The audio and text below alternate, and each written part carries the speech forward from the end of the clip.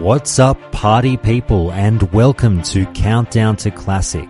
This is a podcast that educates, informs, and gossips about World of Warcraft Classic. Each week we discuss the news, hot button issues, and content of the highly anticipated Classic servers. I'm your host, Josh Corbett, and this is a show where it's not my opinion on World of Warcraft that counts, but yours. If you're new to the show, Countdown to Classic goes through your expert input on everything relating to the upcoming release of World of Warcraft Classic. Today, I've got something special for you all as we hear from 1927, a former member of the famous vanilla progression guild, Death and Taxes. It was unreal being able to chat with someone of that caliber from back in the day, and that chat turned into what is essentially an oral history of vanilla world first boss kills from Nefarian onwards. So I really hope you all get as big a kick out of that as I did. Afterwards, we'll take another listener call about flight paths and druids, and then we'll hear quickly about the lore of Sunken Temple and be done for the week. Now, you all know the drill by now. This is a community-based podcast, so if you like what you're hearing, please join the Discord and keep the conversations going with us all over there. Follow the show on social media and also email me at feedback@countdowntoclassic.com. If you'd like to call into the show, make a suggestion, or just say hi.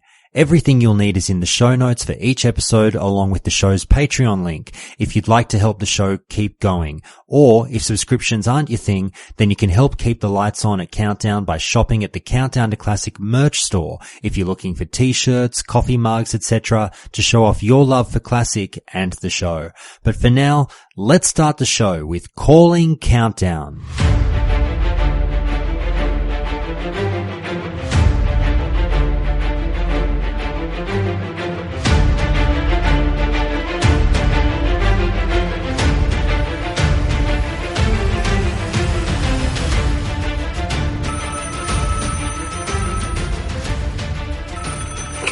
Alright, it's time for another Countdown to Classic interview, and we are speaking with 1927 today. Mate, thank you so much for joining us. Yeah, it's great to be on. It's great to have you, mate, and I'll just set this up for everyone listening. If you're not sure why I'm speaking to 1927, there's a very, very good reason why. He is someone who I've been dying to talk to for a while, someone of the caliber of player that I've been dying to talk to for a while, because 1927 was a member of Death and Taxes, which, if you're not sure of who Death and Taxes were, they were a considerably famous guild back in the days of vanilla for the feats that they were accomplishing through the game, competing back and forth for world firsts, nabbing a fair few world firsts, and they're definitely one of the guilds that come to mind when we talk about who was pushing content back in the day. Obviously, we think of guilds like, I know everyone pronounces it different ways, Nihilum or Nihilum, however you say it. Death and Taxes comes to mind, and there's a couple of other very well-known ones, but Death and Taxes was the US guild that was pushing against their EU counterparts, Nihilum. And obviously, let's start from the very beginning and just sort of say, how did you wind up getting involved with Death and Taxes? Because you mentioned that you were part of another guild before that. Is that right? Yeah, I was part of Drama before Death and Taxes. So what can you tell us about Drama? Yeah, Drama was the guild that brought me up, and they, like Death and Taxes, claimed some world firsts, but they were not quite as hardcore. But they did claim the world first Nefarian kill, and that was honestly probably my biggest highlight of playing WoW. But they also had more of like a family atmosphere, and when I was ranking up to hit Grand Marshal, they actually kicked me from the guild twice on two separate occasions for not grouping with guildmates when PvP. But the server I played on, Shattered Hand, had a large alliance to Horde imbalance, so there was like 45-minute queues to get into Battlegrounds, so you had to solo to hit Grand Marshal. And these guildmates, which I ran into in PvP, were looking for, group. They wanted to group with me to help get Knight Champion or some easy rank, and I just, was pressing the last, couple weeks playing 16 hours a day, and I told these guys, I'm not going to help you get your Knight Champion, I need to play, as much as I can to hit Grand Marshal. And like I said, Drama wasn't really about that. They weren't that type of competitive, so they kicked me. I kind of assumed they would invite me back in the second time, but in the interim, few days that I was kicked, Death and Taxes had approached me, and they said they were looking for hunters to sort of clean up the ranks in their guild because back then Hunter was basically a hated class. No one really liked to play it. Everyone thought it was underpowered. In PvE and raiding, it didn't really do the most damage. In PvP, there was the dead zone, which everyone hated. So, they approached me, and at this point, I was kind of fed up with having been kicked from Drama, and also I had just looted my Azure Thul, the Chromagus crossbow. I spent the majority of my points, and I thought, you know what, screw it. If these guys, don't want to be serious, want to kick me over and over, I'm just going to leave, and I'm going to join Death and Taxes. I've already got so many questions just from that opening little bit of information that you've given us. So this is going to be a wild chat already, I can tell. When you were basically still in Drama, you mentioned that you already achieved a world first in that sort of world first kill over a Blackwing Lair of Neff. Now, explain to me, you said that was probably your favorite moment you've ever had experiencing the game. Talk us through that moment and sort of what you guys went through in trying to take down that particular world first and just in being involved in your first world first. Yeah, well, that boss, I think, was the best design encounter up to that. And not to take anything away from the guilds who were claiming all the world first before then, but a lot of times it sort of seemed like it was just the first person to the door. There were, guilds like Fury and Ascent, which would just get into the raids real quick and kill the first few bosses early. But Nefarian stayed up for months, and now Ragnaros had been up for months as well, and Nixia too, but that was also, because people weren't 60, no one really had the gear. But when we hit Nefarian, it was like hitting a wall. And, there's that first stage where all the ads come out, and, when we first get there, you get to that stage and you don't really know if it's even possible. You try to train the ads around, you try to group them up and AoE them down. We're not really sure, how, if it was even possible or how it was possible. And, I forget how it happened, but there was another guild which eventually got through stage 1, and the way they did it was leaked. You split them up and you just kill them right at the door. And about the time you were being overwhelmed was about the time they stopped coming. And, then it's just you and Nefarian. And other bosses had like sort of, tank requirements, or you had to know like what specific things to do. But Nefarian was the type of fight that was just, a grind. It was all about endurance. And like I said, Drama wasn't really, wasn't the most competitive guild, wasn't the best. Often we were, top 10, real close to getting world first, but we just weren't quite there. But the one thing Drama had was endurance. I mean, we were a large guild, anybody and their friends could join, so we always had a stacked roster. And if anybody needed to, leave, we could always get subs. So we were just able to push our way through. And, thinking back to that first kill, it almost came as a surprise because we weren't getting world first at that point. We were always close, but we weren't really there. So we didn't expect to get the kill. And I'm pretty sure that kill was just, it wasn't like we were 1% away and then we just got there the next time. It was like, maybe we were 9% away or something. And the attempt where we downed him, everything just went off perfectly without a hitch. And it was almost like it was, too easy. And it just was so surreal getting that first kill. And all the guilds were in touch with each other. So we knew, it was the world first kill at that point. And, the server erupted, the guild erupted. We took the head down and brought it back to Stormwind. All these people started logging in. There's the one screenshot if you want to show. Stormwind starts piling in. Everyone's logging in on all some other servers to congratulate us.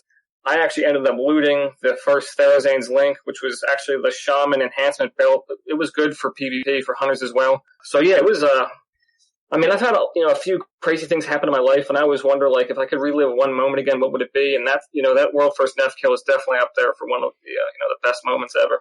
Wow, that's amazing to hear. I've already got so many more questions that have sprung up from everything you just said there. So look, buckle up everyone. This is going to take a while. And luckily 1927 has been kind enough to say that he's got all night for this one. So if this turns into a multiple hour, talk, then that's where we'll go.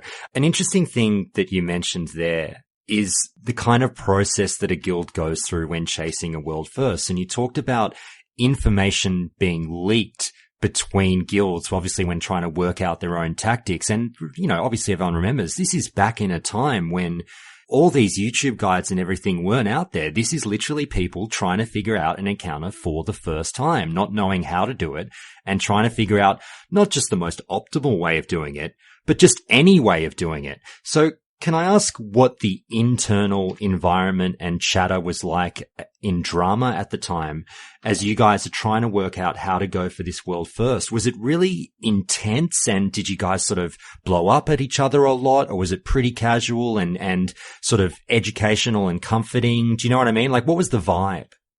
It was less stressful than you would imagine because basically everyone knew that if you had a problem, if you didn't want to be there, if you didn't want to wipe over and over and have to pay the repairs, there was someone waiting to But as far as to the communication and things, I was, a veteran raider, but I wasn't an officer. And the way information got leaked, it was sort of a mystery because I feel like people never really gave up I feel like a lot of it had to do with, sometimes it was just people running their mouths. They would be, like for instance on Chromagus, you had to kill Chromagus a specific way in the door.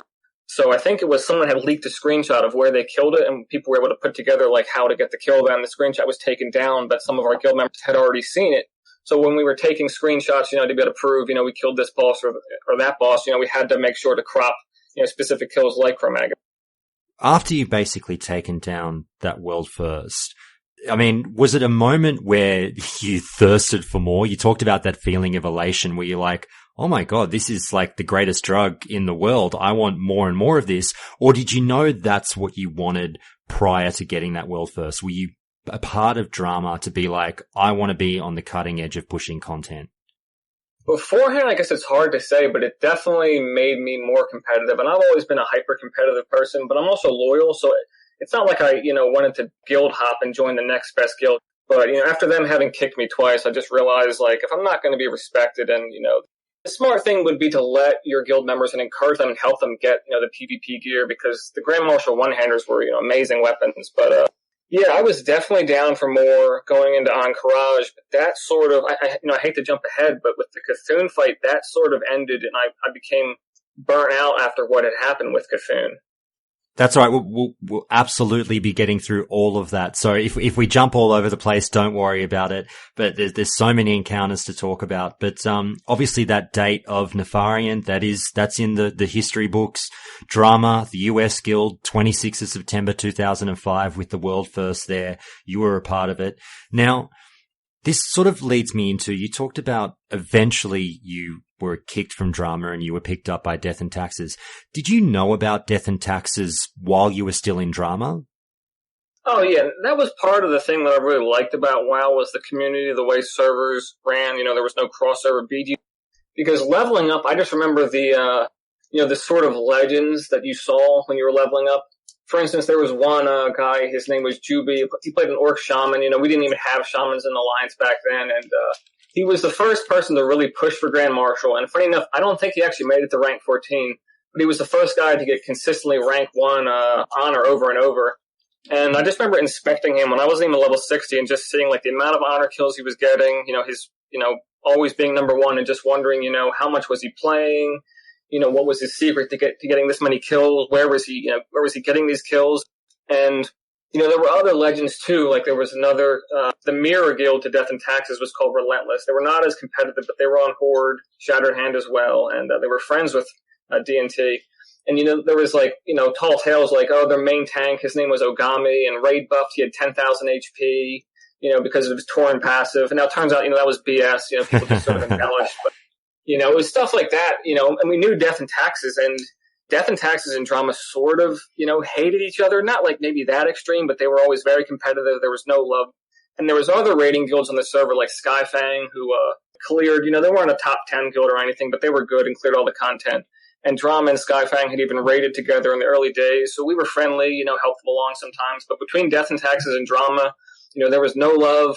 It was all competition. And, it was fun progressing through BWL because, it was we were competing for world first, we were close. We didn't get any until Nefarian, but we were also competing with Death and Taxes, and Death and Taxes actually took the world second Nefarian kill. So it was server first was world first, server second was world second. So it was a crazy time to be on, Shattered Hand and to be able to play in between both of those guilds. Death and Taxes got the first Firemore kill, is that right? Yeah, that's correct. And that's when they started, really coming into themselves.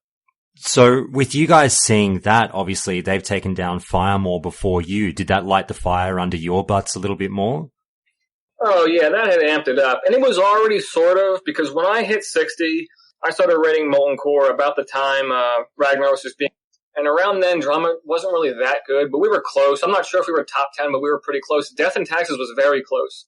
But part of the difference between drama and Death and Taxes is that Death and Taxes would use any, I hate to say exploit, but any means they could to get a boss kill. Drama was more we wouldn't, if it was if it could be considered to be an exploit, Drama wouldn't use it. Like on Ragnaros, you could use the spyglass to hop above the lava. So at Death and Taxes, it was not quite mandatory, but basically, almost mandatory to be an engineer and have the spyglass to be able to use that little glitch to get over it and get the kill. To glitches, because there was the outdoor raid boss, Azuragos, the Blue Dragon, and that was one where if you died, he gave you that mark, but you couldn't fight him for 10 minutes, and if you logged off, the mark would go away. And in Drama, it was like, if you logged off and then tried to log back on, you would get Jeep kicked. But in D&T, like, they were, you were expected to log off to get back in. Right.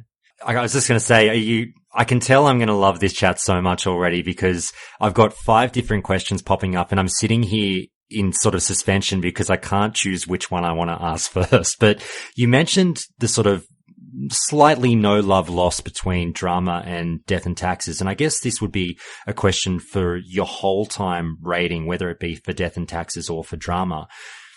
Would you go back and forth on forums? Like when you say there was no love lost, like was it something that just kind of bubbled beneath the surface or would it come out in the open with trading barbs? I mean, no, it was definitely out in the open. It was all over forums. It was in the game and in-game chat, and there was one member, who was especially vitriolic, you could say. And he had, multiple accounts and he would post anonymously on forum accounts and start drama. And, so it was definitely wild. I'll just take a listener question from someone listening along on stream just before we move on from BWL. And OG Eggboy asks, what was the biggest hurdle in downing Neff as the mechanics themselves don't seem too difficult? Was it connections or hardware related, or was it more the mechanics back then? I would say the biggest problem, I think, was not knowing what to do or if it was possible. When you first step into the room, the ads start spawning, and you didn't know you were just like, what are we supposed to do? So we're training them around in circles, and I don't know how much time we wasted trying to do that. And then we're trying to group them up, to AoE them down, and then we're trying to break them apart into different groups. So we're just going down all these different garden paths, not really getting anywhere. But then after you got to stage 2, it was more straightforward, and it was just more a question of endurance. And also, the thing that Drama did is we summoned a lot of people back in. Now, some people said, you used more than 40 people. That wasn't true. Just anybody who died, we summoned them back in because we had a lot of warlocks. And we also had a lot of hunters. And hunters, they didn't do the most damage, but on Neff they were good because you were sort of self-sustaining. You could sit in the back, you could feign, you could eat, you could drink, you could keep yourself topped up. So just through sheer endurance, we were able to, power through that fight. That world first kill of Neff, some people might be asking, what dropped? And I think you mentioned you got the world's first Therazane's link. Is there anything else you can remember? Well, yeah, I have the screenshots. The Netherwind robes, the mage chest, and that went to my best friend's little brother. And then robes of transcendence, I'm guessing that's priest chest. And then the Prester's talisman, the 30 agility neck, and that went to a rogue. So prior to this, the most prized thing for any hunter was the Azurthul, the Carmagus. And the way our raids point system worked is that, it was a silent bid system, so you could spend whatever you want to get anything. It wasn't like, there was a min and you had to, bid a significant amount on this one item or not that you didn't really want. It was like you could sort of save up. So basically all the hunters were saving all of their points for months on end because we didn't give points for boss kills. We gave points based on time, so progression awarded points. So, there was a long list among hunters to get Azurthul, and the hunter with the most points spent all his points, months worth on the head thinking that it would drop something, and back then there was no quest, so all I gave was the buff. So it actually bumped me up one in line for Azurthul, and Drama was really lucky in that we had 3 crossbows drop almost back to back, and I was the third person, and I got mine, spent all my points, and that was another, time where I was, just ecstatic to have got that crossbow, because that was, game-breaking for hunters. Now, I've been remiss not to ask at this point. I'm not sure if you've mentioned it already. You may have. What was your character's name? My character's name was 19. Oh, it was 1927. No 27. It was just 19. 1927 was the name I used before for video games, but you couldn't add numbers or something like that, so I just had to shorten it to 19. Okay, fantastic. And obviously, what I might do with your permission is, I know you've put links out there elsewhere, but, we might throw some of these screenshots in the Discord later on once people are listening along to this call so they can cross-reference what you're talking about here. But, you raised a point with me before we started recording. You gave me a little bit of a run sheet of some things that you might be able to touch on, which was really helpful in putting together this interview. And something I wanted to touch on just as a little bit of a tangent is you mentioned that you had a moment in real life where you actually wound up getting kicked out of the house that you were living in while going through all this. What can you tell us about that? What's funny is because I got G kicked, but people also laughed because I got H kicked. And that was just the nature. That was just the nature of getting rank 14 back then. Yeah, so I got, kicked from the guild for, only, grinding PvP and not helping any of my guildmates. And then I also got kicked from my house for doing literally nothing else other than, playing World of Warcraft. And it was funny because I'm like begging. I'm like, please. I'm like, there's only one more week left. I've worked on this for however many weeks it took, And there was this, my parents would not have any of that. They said, you can get out of our house or you cannot play this game ever again, So luckily enough, it was during the summer. Maybe it was after high school. I forget how old I was, but anyway, so my friend, had a LAN party, a week-long LAN party, and I basically moved into his basement for a week and played the rest of it the last week out and got it. Oh, wow. So wait, it was your parents' place. Your parents were like, get out of here. Yeah, I was a teenager, man. I was like 17. Oh, wow. That's so interesting. And obviously, so you sorted it all out at the LAN party, and did you move back home after that? Yeah, because after I got Grand Marshal, I took a long break off from the game. I had no interest in playing. And of course, I didn't quit. I came back to play. Still pretty hardcore, but not like 16 hours a day. Literally, you could do nothing else. Okay. Well, you've talked about sort of the setup with drama. You got your first taste of a world first there. Talk to us now. You mentioned how you got guild kicked from drama. Talk to us about Death and Taxes approaching you and what the kind of chatter was there. Did they find you specifically? Did you find them? What was the courting process like? Talk to us about that. Yeah, so basically I was finishing up getting Grand Marshal. I think AQ was open and they were making the first progress kills on the first bosses, and I didn't really care, again, because like I said, the guilds that rushed in there to get the first couple kills, like, it didn't seem that impressive to me. I just wanted to be there for the end kills, and, Cthulhu, Viscera, stuff like that. So, yeah, I'm sitting in front of Ogomar just dueling and, PvPing, trying to kill people, waiting for Q to pop, and XI, one of DNT's members, sent me a message, and, yeah, I was actually very excited to hear from them because, like I said, they were a bit of a mystery. We didn't really know exactly what they were doing, in their raids. They were, using like the spyglass, glitch and stuff like that. So it was very exciting. And at this point, I was done with drama. They kicked me over and over again. So, and XI was, I didn't know too many of the DNT guys, beforehand, and I never really became good friends with that many of them. Because I sort of came in late. They already had their core clique. And now I was a veteran raider when I played with them, but, XI was one of the guys who actually cross-teamed with me in Warsong Gulch. When I was PvPing, I don't think I was ranked 12. I was pretty high, but I took a break to, farm the Warsong Gulch tabard, because I forget if it was just because it was the purple tabard or what I wanted it for, but, no one played Warsong Gulch on our server, and I figured, okay, we can just get a horde group together and our group and trade wins real quick and farm the rep out.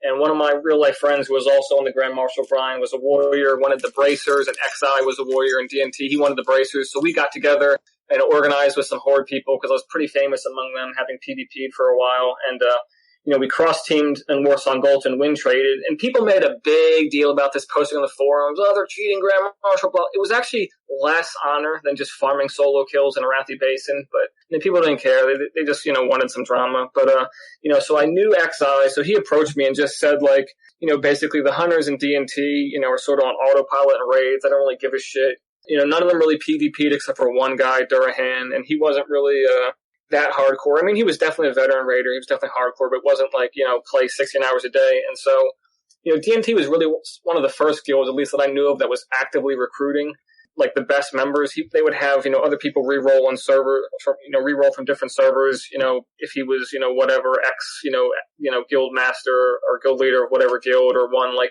famous, player, so they'd approach me, and, I was happy to join them. I find it's so interesting that for such a famous PvE guild, they found you through your PvP exploits. So that's kind of an interesting wrinkle there. Well, it wasn't really through my PvP exploits only. I mean, I was also a veteran member of drama, so. Oh, definitely. But the fact that, it's sort of that's how that one person came across you, and that's what's maybe sparked the conversation. Sure. Yeah, and they knew that I was a character, who was highly competitive and really gave a shit, Yeah, absolutely. And as you say, just seeing that you got the dedication to go through the PvP grind is a huge factor as well. Now, if we go to the point where you are now perhaps a member of Death and Taxes, you're the new recruit. It's great to be there. You're in this sort of mysterious guild that you've heard about, but you don't know too much about. As you've said, you don't really know the guys that well at all. You're the newbie. AQ is out. Talk to us about those first couple of raids with Death and Taxes. Can't speak English now. With Death and Taxes. Were you under the pump? Were you feeling the pressure to prove yourself, particularly as a hunter? I mean, yeah, sure, I was feeling the pressure, but back then, I was a cocky teenager, really full of myself. So I was happy to perform, to show off the flex, because I was, one of the best geared at that point, because I had the crossbow, which was very rare. I don't think D&T got many of them. I had the Grand Marshal one-hander, so they pulled me in to do just, at this point, the first, all the bosses except for Viscidus, Oro, and Cthulhu were on farm. So they brought me in to, just work the end progress of that. But there really wasn't much to do because it was a wall, basically. But, before we got into AQ, they put me through some farm runs, or a farm run in Molten Core and BWL. And yeah, I was happy to be in there showing off. I remember specifically there was the Shazra fight. One of the only fights where hunters were consistently, the top DPS.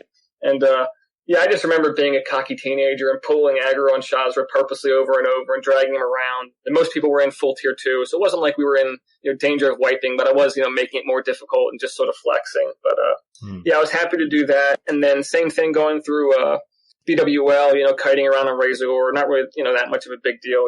All the hunters in D&T could do that, but it was nice to top the, damage meters on Broodlord, one of the fights where threat was important. And then, of course, I had, I got put in my place on the far end when all the priests gave me, hit me with their cursed healing and, it killed me. And, of course, TeamSpeak is all dying laughing. But, yeah, it was a good time. You talked about the differences in attitude between Death and Taxes and Drama, saying that Drama was, in your words, maybe a little bit more sort of relaxed with how they went about their approach to World First. And yeah. I mean, I can say, too, is that, Drama had a core group of players that came in from another game. And they were unwilling to kick people that didn't perform. I mean, if you were really bad and didn't care, obviously you weren't going to make the A rating team. But there were some older, more veteran guys, probably in their 30s at that point, who really just weren't the same caliber as, say, a no-life, neckbeard teenager. But those guys were still allowed to, be in the raid. But with Death and Taxes, it was sort of you performed or you were out. And you mentioned that to me earlier before we started recording, and I really interested in the wording that you chose where you said that win at all costs attitude, and that's what I want to dive into now. You talked about how you sort of knew about this before joining, but once you actually joined, did it hit you straight away, this absolutely business-like approach to taking down an instance as opposed to what you'd experienced before with Drama? I mean, Drama's approach to instances was definitely, hardcore. They had that meth kill. Yeah, Death and Taxes was more there was no room for, friends, basically. In Drama, if you had a friend, they could join, they could be on the B team. If you were a long-time guild friend, you could be in there. But in Death and Taxes, it was only the most serious people, and the raid atmosphere itself was a lot less, jovial. But they still, had a good time and stuff, but it was more we were there for business almost. But then it was also not just that. The atmosphere was what they would do to get kills. I mentioned this in my post to you, what I had referred to as the mysterious Viscidus kill. Yeah. And the way Viscidus worked, at least as I remembered it, the way this kill went is that it was one of the only kills that wasn't really farm status. It was, I was in Drama when they got the kill. And we didn't even actually know how they got the kill. It was, sort of one of those, mysteries again. And like I said before, there was a Horde guild, Relentless, on the server that was friends with them. And they would cross-team Outdoor World bosses together. So we knew that they were close with this guild. And people had all sorts of wild theories about how Death and Taxes got that first kill. They thought crazy things maybe they mind controlled a shaman and somehow glitched him into their instance and used his whatever nature resist, totem. And, obviously that wasn't true. It turned out to be, engineering gadgets. But we also, that was part of the speculation. They used a million iron grenades or whatever. They used some, it turned out they used a trinket. I wasn't really, I didn't know about this until about a month ago. I tracked down one of my old guildmates, Exodex, a warrior in D&T, and asked him, like, what actually happened? Because when I joined, I was just like a low-level raider, whatever recruit, whatever at the time, and like, nobody ever like explicitly said like, oh, we did this or blah, blah, this is how we did it. It was kind of just like, Viscidus was killed in whatever way, and it was sort of too annoying and too difficult to go back and farm it. The loot wasn't that good. It wasn't worth farming, so we were just going to sit there and try to... Basically, we just wanted to get the world first Cthulhu kill, so we wiped on Cthulhu over and over again to try to get down, the stage 1, the part that was possible, and get as far into stage 2 as we could, just to get as much practice until things were fixed. Just to clarify, sorry, just to sort of succinctly say, you mentioned you were still with Drama when you were taking on Viscidus. What boss was Death and Taxes actually attempting when you joined them? I mean, they hadn't cleared the end of AQ, Oro and Cthulhu. Now, they weren't clearing Viscidus when I was there either. Nobody was. But they had just got a world first kill, but it wasn't like a repeat kill. Perfect. Okay. Just to take you back half a step, something I'm really interested in, sort of again going off on a slight tangent on, is you talked about, and your words really grabbed me when you used them, sort of Death and Taxes' mentality being no time for friends. And we've talked at length on this podcast about, how amazing World of Warcraft is because of the social aspect of the game, how fun it is to jump on and be in a, as we call it, a massively multiplayer game. There's people everywhere that you can engage with, you can talk with, you can have fun with, you can make friends around the world, all of that. That is one of the reasons that we cite World of Warcraft as being one of the greatest games of all time. The interesting contrast there is Death and Taxes seems to be a group that somewhat chooses to remove that element. And again, please, I'll get you to elaborate on this and tell me if I'm way off base, but you remove that element, take a 100% professional approach and go, we are not here to fuck around. Do not, was it don't talk socially in guild chat, just talk about the encounter and let's go. Did that bum you out? Or if you can explain a bit more of what the kind of chatter was like? No, it wasn't antisocial, but it was more like, it was kind of better for me in a way because it was like finding another group of people that were hyper competitive. That was like the social group that I wanted to be with, and those were the type of people, I identified with. So it was good in a lot of ways. But, I said like I didn't really, fit in with a lot of the guys because they had already formed their core group of friends. But I think that was also just due to me having been like on the outside, having been, one of the guys training, world bosses on them before, because there was a lot of competition over world bosses between Drama and D&T. And, I was hated among Relentless members, because there was a Hunter forum, and I was one of the guys posting on there, and one of the other guys who I would always get into arguments with this guy actually turned out to be on Shattered Hand in Relentless. So, I was a cocky teenager, a douchebag probably. So they sort of hated me. So I wasn't hated by Death and Taxes or anything, but it wasn't like part of the original group of people that I played together for years. I only had like a few friends in there, guys like XI and stuff, and Anti-Snow and other famous, Durahan, the famous PvPer. But, yeah, it wasn't, like I said, that it was, you couldn't be friends or you couldn't joke around, but it was just more business oriented, and it was more like a group of people that connected on the level of wanting to be the best. They were also, sort of cocky as well, like me. I just remember, old demotivational posters being, passed around about how, like, it's lonely at the top, whatever, but it's good to be an elitist jerk or this or that. So that was sort of the mentality, and, like, that was the way things were. Yeah. And that's definitely something that was coming up next in terms of the community at large's reaction to you. And I just want to throw in the caveat that, I'm not suggesting, and I don't want to sound like I'm poo-pooing hardcore raiders who enjoy the game that way. The prime thing that we always say is you play the game however the fuck you want. If that's how you enjoy it, you go nuts. Each to their own. So I completely appreciate that there is a crowd out there who are like, we knuckle down and just get shit done, and that's how we love taking in the game, and that's perfectly fine. But as you just mentioned, when you do take on that approach, you found yourself a little bit open to people giving you shit because obviously, there might be a bit of jealousy behind it or whatever. But talk to us a little bit about the kind of things that you would see from the other playing community at large about what Death and Taxes was doing and how you felt sort of seeing that shit? Would you give it back? Would you just laugh and go, hey, you just, jelly? Oh, I wasn't the type of person to just laugh and let it slide. Yeah, I was definitely a shit talker. Yeah, I gotten my fair share of forum flame wars. Now, you've touched on it again, your sort of role as the hunter and the fact that class was a little bit more hated back in the day, obviously, and we've all heard the jokes about hunters and whatnot. But what was it about hunters that gravitated you towards the class? And then once you got to know that class as well as you did, what did you do, if anything, to try and progress the conversation about hunters that you felt was a bit misunderstood? My picking the class was actually pure luck. I didn't pick it. My real life friends started playing the game about a week before me. I was one of the last holdouts to join. And I just asked them, like, what should I play? And one of my friends said, just play a hunter, blah, blah. I was kind of like outdoorsy at that point, like guns and shooting and stuff. He said, you can buy, you can get guns, you can get a pet, So I just leveled it up. And, there was sort of no turning back once I was already into a character, but it turned out I really liked the play style. And, as far as the class itself, everyone hated it. In raids, it didn't do as much damage as rogues and mages. And, Fury Warriors weren't really a thing, but, obviously it couldn't compete with them. And then in PvP, everyone hated it as well because, the dead zone, the hated dead zone. But, I actually happen to be pretty good at positioning, and I favored world PvP instead of, like, dueling and stuff like that. Because Hunter, despite having good gear, never really was that good at dueling. But it worked for me.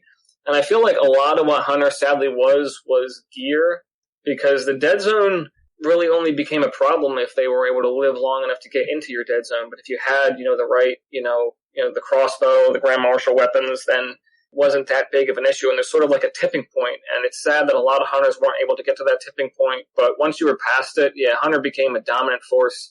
And, I sort of relished in the fact that everyone hated the class, didn't like playing it. Everyone thought the class sucked. And I was there, putting up 50-0 Wrathy Basins, just plowing over people, skipping the line to Grand Marshal, having a great time doing it. I meant to ask before, do you still keep in touch with any of the guys from D&T? Yeah, we actually, most of us just got back together through Discord via an old friend who was in drama as well, the guy who I filmed my PvP video at his house, Tiger Lady, who's still... But, before then, it's been 13 years, so before then we had got back together through Steam. A lot of the guys joined up and played Diablo together. I actually chose to play with some real-life friends and didn't play with them. I kind of regret not getting back together with them for that. The guild themselves, they played on through Wrath, I think, and then they quit. They all started, or a large group of them started playing a couple other games after that. But we sort of stay in touch. There's a Steam group and a Discord group and things like that. Do you know if they tried their hands at any other MMOs? I think it was that Star Wars game, Old Republic, but I'm not quite sure. Okay. The reason I ask is it's great to hear that you guys have been able to reconnect, but I've been spending a fair bit of time on the forums over the last 15 months because of the show.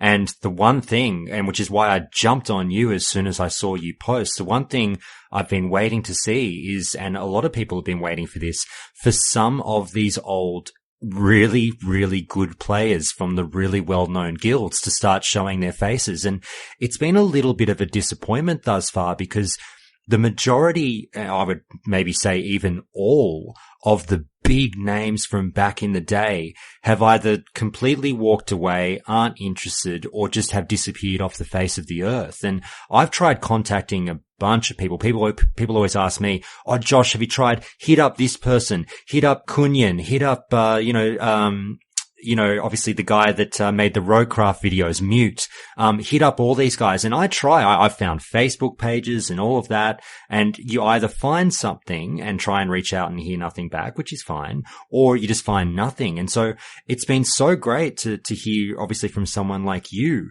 who was in Death and Taxes, and to hear that there's more of them out there that may be coming back for Classic. So that's my next question. Do you guys talk about Classic, and are you getting the band back together? A very small number of us, like I said, have all been sort of put together by Tiger Lady of Drama. Because actually, when Death and Taxes fell apart, the remaining members are still ready to join together in a guild. Kind of funny to hear that years later, after all the hatred and everything, the competition. But Yeah, he's getting people back together. People are sort of unsure at what level they're going to commit to the game, but it sort of seems to be like an old Shatterhand super guild that might play. I don't think they're going to be competitive. I've thought about it myself and said, I don't know if I can put that kind of time in. They said, you can just do it casually. But, part of me is like, can I really play the game casually? But yeah, the guild was still pretty active on Steam playing other games, but that lasted for, I don't know, however many years, a few years after, WoW, after I stopped playing WoW. But people just sort of gradually started disappearing. And, their forum stayed up a long time after they stopped playing WoW. I was not really active on there, but I would check because there was a lot of, funny posts going on there. But, people just started, showing up less and less and less until things got, like, really quiet. And, I logged back on Steam to link my PvP video after having put my clips together. And only one guy was online, no one posting in the Steam group. So it is kind of sad to see, people grow old, I guess, and, put down the keyboard. Mm. I mean, I doubt they have, but do you know if anyone has mentioned, reviving the name Death and Taxes? Because I've no doubt there'll be a bunch of copycat guilds out there who jump on that name. Has anything been said about that? No, none of the core, officers have been around. Bloodshot, the guildmaster, Kabooms was one of the, higher ups. I remember him. But yeah, I haven't heard anything from these guys really. Just a lot of, veteran raiders, and some of the officers of Drama have thought about putting together an old version of Drama. I think they probably will use the name. But, as of right now, I think the name Death and Taxes is dead. Okay, no worries. Look, let's get back on track. Sorry, that's me going down a huge tangent there. I might have more questions on that later on. We'll see how we go. But let's get back on track to AQ40. And as you said, they'd taken down Viscidus. They didn't obviously have him on farm or anything like that. But the first, that they got the kill. Then they were trying to take down Uru and Cthulhu, and this is when you really sort of got involved. I might touch on, is it Uru first? Talk to us about your experience with Death and Taxes and working out the Uru encounter. Yeah, Uru, to be honest, I don't have too many memories attempting him because we just wanted the Cthulhu kill the last boss, and that was it. So we spent most of our time wiping to Cthulhu over and over. We didn't waste much time on Uru. They had killed Viscidus, maybe even more than once. I'm not totally sure, but I know just at least once. But, they said, the loot was just too shitty. It wasn't worth it. You got whatever quest items. They said, this is a waste of time. I'm not going to spend this much money to get this crap, loot. So, we didn't really spend that much time on Uru. But when we finally got the kill, that was another of my favorite moments in World of Warcraft because, we rushed in, missed the world first on Cthulhu. That's, we can get into that story shortly, but we got to Uru, and that was one of the bosses where hunters shined, and, I was happy again to sort of flex there. And during our first kill, it got down to, it was just Uru left and Bloodshot, our guild leader, and he dies literally 1 second. Bloodshot died literally half a second after Uru died. Literally everyone else is dead, right? And now normally there wasn't 16, debuff slots back then, so hunters, you were not allowed to use any, Serpent Sting or anything like that, but it got down to there was just a few of us left. It was me, Bloodshot, Kabooms, and I remember putting a Serpent Sting on there right before I died, and just looking at the combat log, Uru suffers 65 nature damage from your Serpent Sting, Uru dies, Bloodshot dies. It all happens at once. The guild erupts. Everyone's Serpent Sting, chanting, screaming about it. And we zone out, and Bloodshot posts his damage meter. I hit number 1, the damage meter that time, so I was super proud of that. And that was just, one of my favorite moments. And it was, it felt good to me to be recruited to do a specific goal, and then to actually show up and be able to perform. That's fantastic. Now, you mentioned as well, though, the job wasn't done once Uru was down. What was the tension in the run back like? Yeah, everyone is yelling, get there before this boss despawns. Luckily, a few people had died early, so their corpse was already back to the front of the instance, so it wasn't too long to get back in there. But yeah, it was a mad dash. We didn't want to lose the loot from our very first kill. You've never run faster on your character in your life. Yeah. Now, that was a world second or third, you think? Is that right? Yeah. I'm not sure exactly which one. Nobody really cared. It was either world first or nothing at that point. And we were very disappointed. The way, AQ ended, it was part of the reason why I quit. No worries. Well, look, let's talk about Cthulhu now. And as we've kind of tantalized already, this sounds like this might be a fair bit of a story behind the I don't know if you call it drama or not, or at least the tale behind the world first kill of Cthulhu. I guess I'll just set you up generally. Tell me what your thoughts were of how that all went down.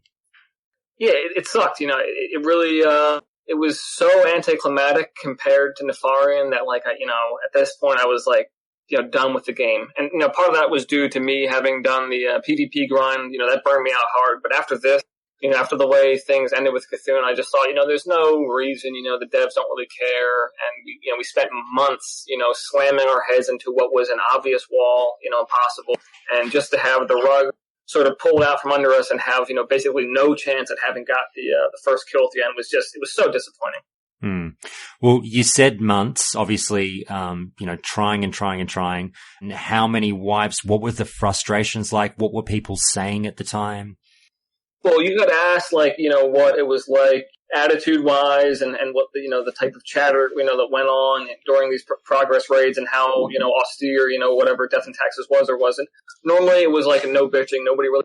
But Cthulhu was really one of those bosses where people, started to bitch because repair costs started going up.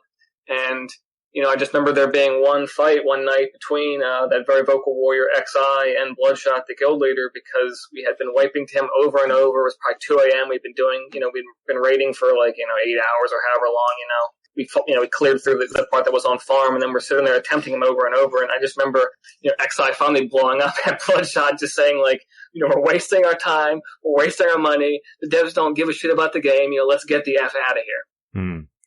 We've heard a bit on the show before about pre-nerf Cthulhu, and it's so wonderful to be able to talk to someone who, as you say, unfortunately rammed your head against the wall many times and died over and over to pre-nerf Cthulhu. But how close do you remember getting before that nerf? Did you get him down to single digits or anything? What in terms of percentage wise, how did you get in? What was the most excruciating attempt that you could remember? Not even close. Nowhere near single digits. Yeah, it seemed completely impossible. And I remember there were still even guys I talked to very recently laughing about people that thought it was possible back then. But from our vantage point, it seemed, nowhere near possible. And part of that was because when you got ported into his stomach, you would randomly be killed sometimes. So there was just like a timer. Like, you started losing raid members very quickly, and there was no way to prevent it. You couldn't heal through. You just died immediately. The ads that he spawned, did a lot of damage. So it was basically like people start dying, you lose a tank, you can't tank the next ad, or a healer dies, one of the tanks can't be healed. So it just, your raid got picked apart so quickly, and there was just, what percent we got to, I can't really say, but I know, it was nowhere near single digits. And yeah, it seemed completely impossible. Okay. Now, were you keeping abreast of what was happening on the forums while all of this was going on? Because obviously we've got what is now a relatively well-known moment where current director of the game, Ian Hazakostas, jumped on the forums as a player who, because obviously a lot of people know he was a hardcore raider back in the day, and he went through the mathematics behind why Cthulhu was a mathematical impossibility at the time pre-nerf. Were you following all of this and adding to that conversation at all? I was definitely active on the forums. I don't remember his post specifically. I just remember XI's post. And now just to touch on one more thing, you had asked how long this went on for. Yeah, Cthulhu was like 2 months of wiping. Not quite, Nefarian was like 2.5 months. It was, Cthulhu was slightly under 2 months. So this was a long time, week after week doing this. So, I didn't play EverQuest, WoW was my first MMO, but a lot of the guys like XI, and others played EverQuest beforehand, and they knew some of the WoW devs were former, top raiders in EverQuest, and there was one area, I don't really know it specifically, it was called the Plane of Time. And it was similar to Cthulhu in that it was impossible, or at least, the WoW devs who were then EQ players thought the Plane of Time was impossible.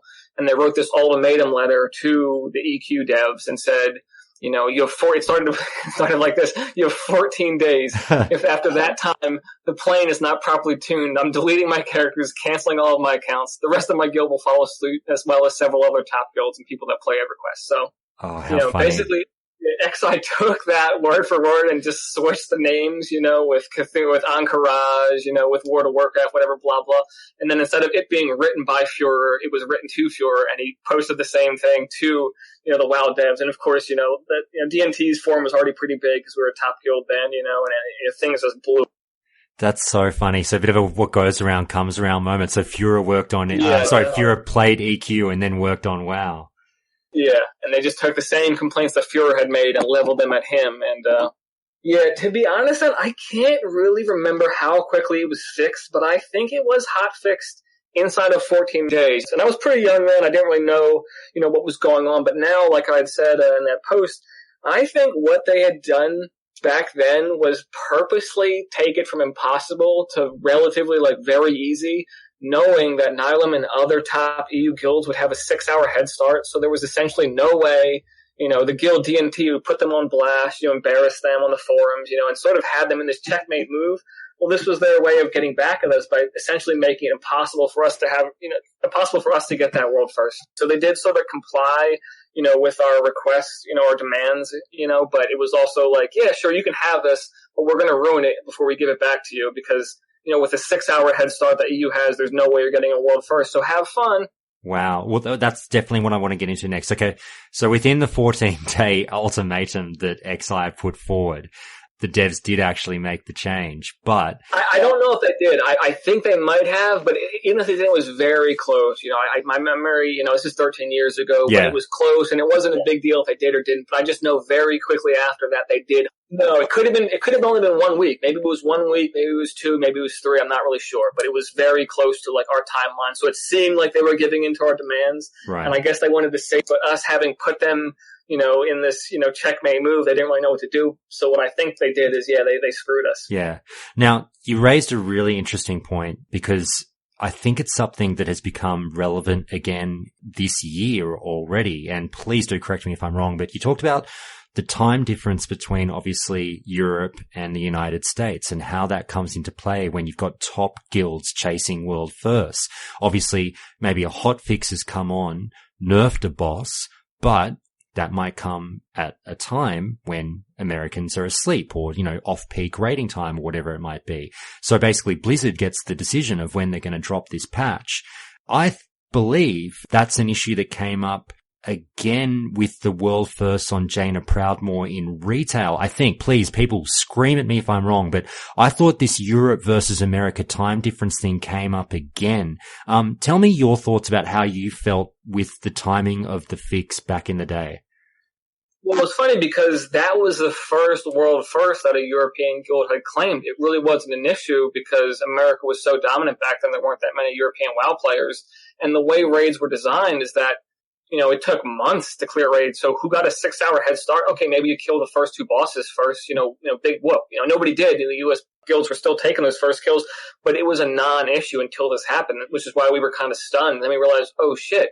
If things are nerfed into the ground and hotfix, the game is not competitive whatsoever. And that's part of the reason why I was like, okay, this is pointless to play if this is how it's going to be from here on out.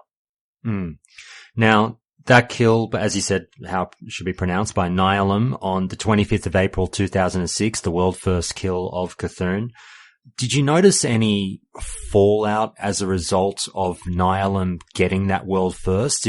They've popped up on the radar now. Did people start talking about them in Death and Taxes? Did that change the landscape of how things went from there? It didn't really change the landscape too much because among top guilds, we knew them. They were the number 1 European guild. They were close behind on all the kills.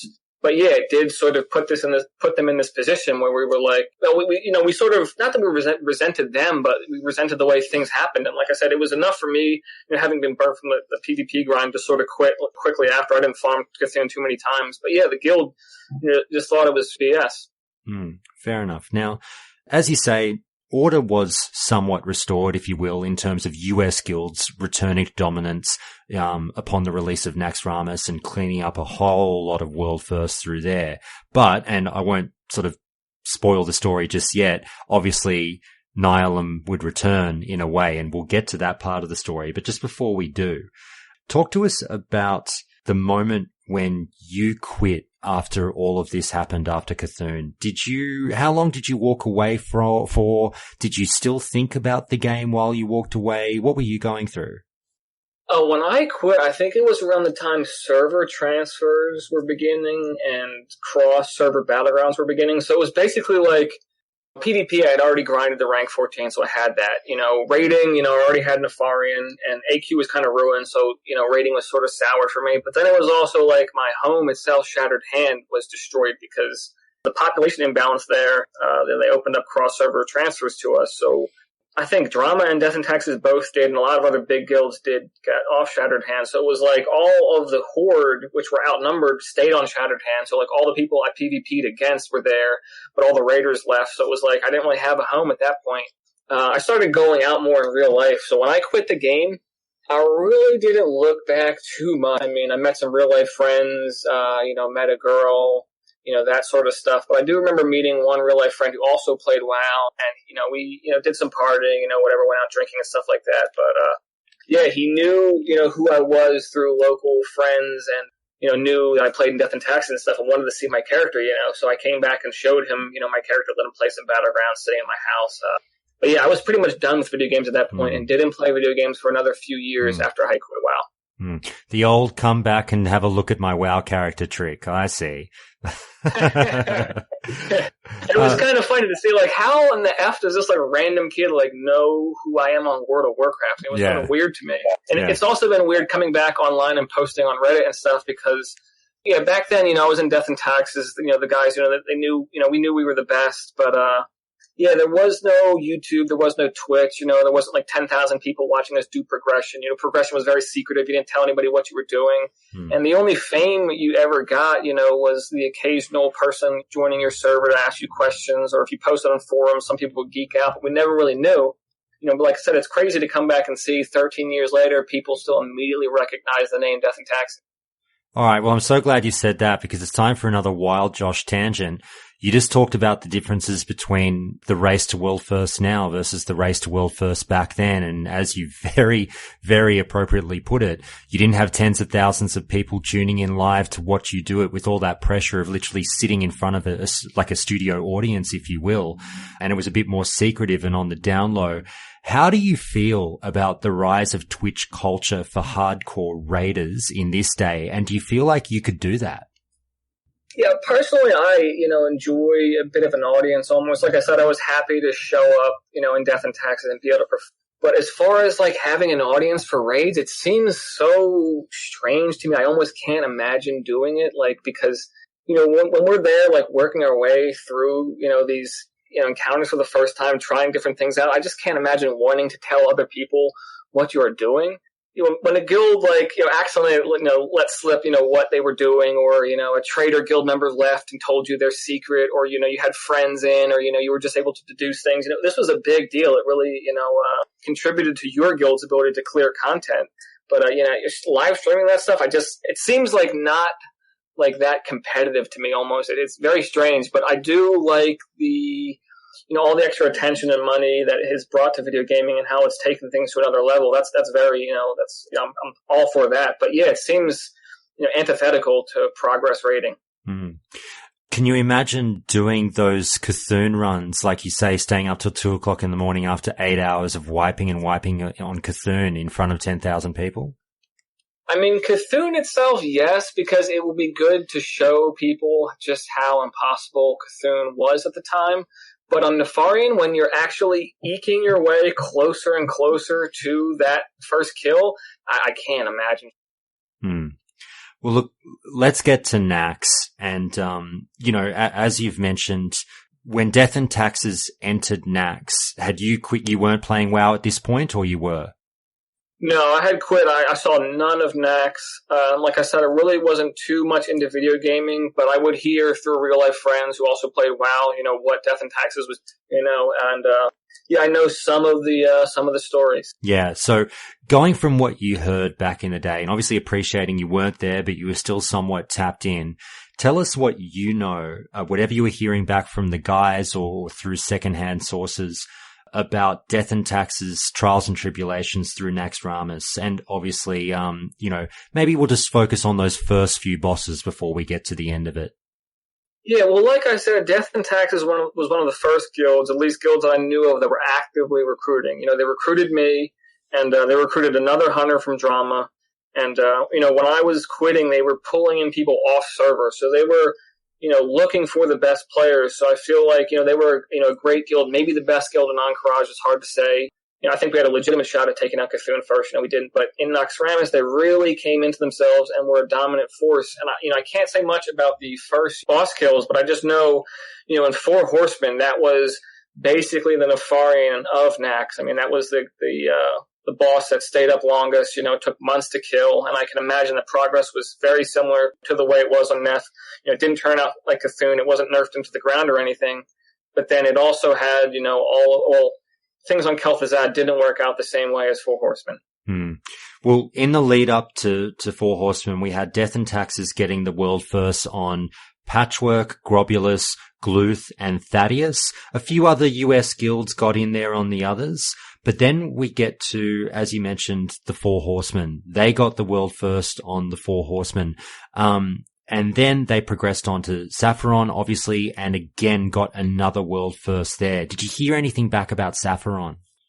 No, it was basically like once Four Horsemen was down, like that was the gate. Everything was down. They were expected to get all the world first after that. Absolutely. So the expectations are there. Sapphiron gets taken down next, then somewhat of a speed bump, because when it came to Kel'Thuzad, Nihilim got the world first, not Death and Taxes. Tell us what you know about that. Yeah, so this was the second world first kill that Europe took, Nihilim again. And, Death and Taxes actually didn't even take. What had happened is they get to Kel'Thuzad, everything looks good, like there's no way they're not going to kill this boss first. They have days head start, but the boss bugs and begins despawning, and despawns over and over again. They cannot reset the raid. They have GMs called in. No GM can do anything to get Kel'Thuzad to not despawn. This happens over and over until the raid resets. Gives time for Nihilim and another US guild to come in and take first and second. And it was just, I wasn't there, but I cannot imagine the heartbreak having been denied the world first, end game boss kill in Nax. I can only imagine the kind of colorful language and how those poor guys must have felt just seeing that bug popping up over and over again. Yeah, that must have been devastating because, the way Cthulhu was, sort of everybody was bugged out and it was sort of like, oh, this is a, bum encounter. But to have that to specifically happen to Death and Taxes in their raid, oh man, that must have just been the worst. Just hearing that sort of oral history of hardcore raiding back in the day, all the way up through, from Blackwing Lair through to Kel'Thuzad was a fascinating tale. Thanks so much for that. I appreciate you weren't there for some of it, but you put it so well. So you're doing great. Thanks for that. It's funny too to hear that nobody really knew about the way things went down on KT because people always said whatever, blah, blah, Nihilim, best guild in vanilla. And it's like, man, by the way I measure it, I guess this isn't purely objective, but it seemed like Death and Taxes really were, an unstoppable force, through the last parts of vanilla. And, not to discredit Nihilim, they were a great guild. We were always very afraid of them. There was chatter about how far they were getting along, what tricks they were using, what Kungen was up to himself, the way he was, I had heard stories from him that how he was using a kitchen egg timer to time, raid bosses' abilities and stuff like that. So yeah, a lot of respect for those guys, but yeah, it really sucks what had happened with the way Naxxramas ended for Death and Taxes. Now, we're still in a window of time where you're not playing World of Warcraft. Did you come back? No, the only comeback I did, I spent some time at a friend's house. I lived with him, and he had, it's so uneventful. This will tell you how uneventful it is. I'm not even sure what expansion it was in, but he had a non-max level warrior. So I attempted to make a comeback. I played for, it could have been that long enough to just get him to max level, and then found, through an old friend, a druid to do some twos and arena with. But, warrior just really did not agree with me. I enjoyed playing hunter, being the one doing the kiting. And, I didn't have the time to put in to get all the gear I needed. So I did, not that many arenas, maybe a week or so, and just said, this is too much work. I can't play. And I quit the game. And then other than that, I came back on, Mists of Pandaria just to play. I think one of my friends said, what did I say? He said it's worth to come back to play the Panda starting zone. So I played a hunter level 1 to 20, but I just again thought, it's too much of a time sink. Being, a rank 14 guy, I thought, there's no way I can realistically play this game with any balance in my life. So I said, I can't come back to the game. So I didn't play anymore. My only experience is just, stories, having heard, what the guys are up to. I don't have the same type of insight on the Lady Vash kill that Death and Taxes had missed. But that's if you just look at the raid history that Method's website has posted, it was basically Death and Taxes and Nihilum back and forth through the Burning Crusade and up into Serpent Shrine Cavern. They were competing, but Death and Taxes took the lion's share of boss kills again. Up until Lady Vash, and they missed that kill, and Nihilum snagged another world first end game boss kill off of them, and that was the end of Death and Taxes. And I don't have any specifics on this, but I think at this point they were sort of maybe tired of being robbed, and I guess a lot of them too were burnouts that they've been playing for years, and they were old gamers at that point to begin with. But the guild split up, and any of the remaining members did in fact join Drama, the other guild that played on the same server with them. And they went on to raid together to some success, but never at the same level that, Death and Taxes was in their prime. Yeah. And it as you say, it was a fascinating time. I very, very specifically remember sitting at work when I was a, young, work experience kid sitting as a clerk in a law firm before I was doing, what I'm doing now. And tracking through WoW Insider, I think it was, all the world firsts as they came up and being like, wow, Death and Taxes, wow, Nihilum, wow, Death and Taxes. It was a space race, basically, and it was absolutely fascinating to see them doing what they were doing, wondering who was going to get what. And as you say, it was the rise of Nihilum and the rise of an EU guild that we hadn't seen as much through vanilla. It's amazing to hear that was how Death and Taxes kind of wound up in the end. They ended up closing up shop, and now here we are 15, 14 years later talking about them in revered tones and the accomplishments that they went through. And it's obviously great to have someone like you who was there for some of them. But the reason I'm saying all this is it's also equally amazing that, Nihilum rises to this number one slot, and we still don't see any of their members popping up. I mean, if anyone has seen them pop up on the subreddit or on the official forums, for God's sakes, let me know. But I haven't seen anyone pop up and go, hey guys, I was a member of Nihilum back in the day. How you going? They just like a puff of smoke have disappeared. So these guilds that were so well known, just gone, and no word of whether or not they're coming back for Classic. Now, I mean, I should ask you, without putting the cart before the horse, is whilst we don't know what's happening with them, are you coming back for Classic? Yeah, I've gone back and forth about this. When I was first announced, I'm like, oh yeah, I'm definitely coming back. And then I thought about it, and I'm like, I'm 31 now, and, I just don't know if I can dedicate that portion of my life, to this game again. And another part of me is like, I know I'm very competitive, and there's no way I'll be able to recreate my experience, playing in the best guilds in the world, getting world first, being one of the few hunters to get rank 14, being one of the few hunters who even liked PvPing, and walking around with the same gear advantage that I had over other players. And, my favorite part of the game was World PvP, to be out in Fellwood farming, tubers and night dragons, and to see that group of 5 horde, playing all together for strength and numbers because their alliance did outnumber them, and to be able to, fight and kill a group of 5 level 58s as a hunter, just because I had, such sick gear, and hunters were very good, you had tracking so you could have proper positioning, you had shadow meld aim shot, multi-shot, the Renataki's Charm of Beast, second multi-shot. I just feel like there's probably no way I can realistically recreate that same gear disparity, that same power level, because, back then there wasn't that many guilds that could clear the content, that knew what to do, that could put together a 40-man raid. We didn't have add-ons. We didn't have, Twitch and YouTube and things to show people what to do. So things back then were way more exclusive. Yeah, and also there's the time aspect of it. So like I said, I went back and forth. At first I thought definitely going to play it, and I thought no way, I can't play it. But now, the more I considered it, I realized there's one thing I didn't experience, and that was the beginning of the game, the launch. I joined the game, when Dire Maul was already out or very close to there, so I didn't see the opening, and I thought it might be fun to take, a week or two off of work and spend, 4 days up straight leveling to 60 and then to go back as a hunter in World PvP and just gank in Stranglethorn Vale, Red Ridge, and make those zones like a PvP zone and make, turn it into a war zone, basically. Invite, if you camp someone long enough, they're going to get all their high-level friends. They're going to complain in World Chat. The level 60 horde will come over, and we could turn it into a real battle, that real, the war PvP stuff that I like. Now, you mentioned him very briefly before, and I've mentioned that I've tried a few times to get in contact with him, but have been unable to get a response back at this point, which is all good. But have you ever engaged with, or did you ever have a back and forth with Kunyan? Sorry, I know it's Kungan, but apparently it's pronounced Kunyan. I don't know. You know who I'm talking about.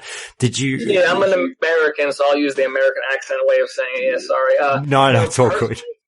Yeah, no, personally, I never had any back and forth with him, but the first guy on Twitch I showed my initial PvP video to, I am Jamie, actually, that's not what his name is. It's a Swedish name that looks like that. I can't pronounce it, but he immediately said, Kungan would love to talk to you, and all D&T guy, blah, blah, blah. I'll try to raise him on Twitter. Kungan still plays, private servers, but he can't stream this, blah, blah, blah, everything. He's waiting to come back for Classic. So I think if you reach out to him on Twitter, you might be able to find him there, at least according to what this kid said. I've tried a couple of times on Twitter to no avail, unfortunately, but that's all right. I'll keep plugging away. But did you hear anything back through the community of hardcore raiders about what it was like raiding under Kungan in Nyalum? No, to be honest, there wasn't any of the social aspect of it. It wasn't like, what's the life of a raider in D&T versus the life of a raider in Nyland. It was like, what are Nyland doing? What add-ons did they make? What programs, have they made for themselves to get them through these boss kills? Fair enough. Now, as you've mentioned, you checked back in with the game a couple of times since you left in vanilla. You popped back in and you checked it out once. You popped back in a second time. You checked out MOP just very briefly. But obviously now here we are years later with Battle for Azeroth. What do you feel about where the game is now, and also what you might think of what endgame rating is now versus what it was back in the day?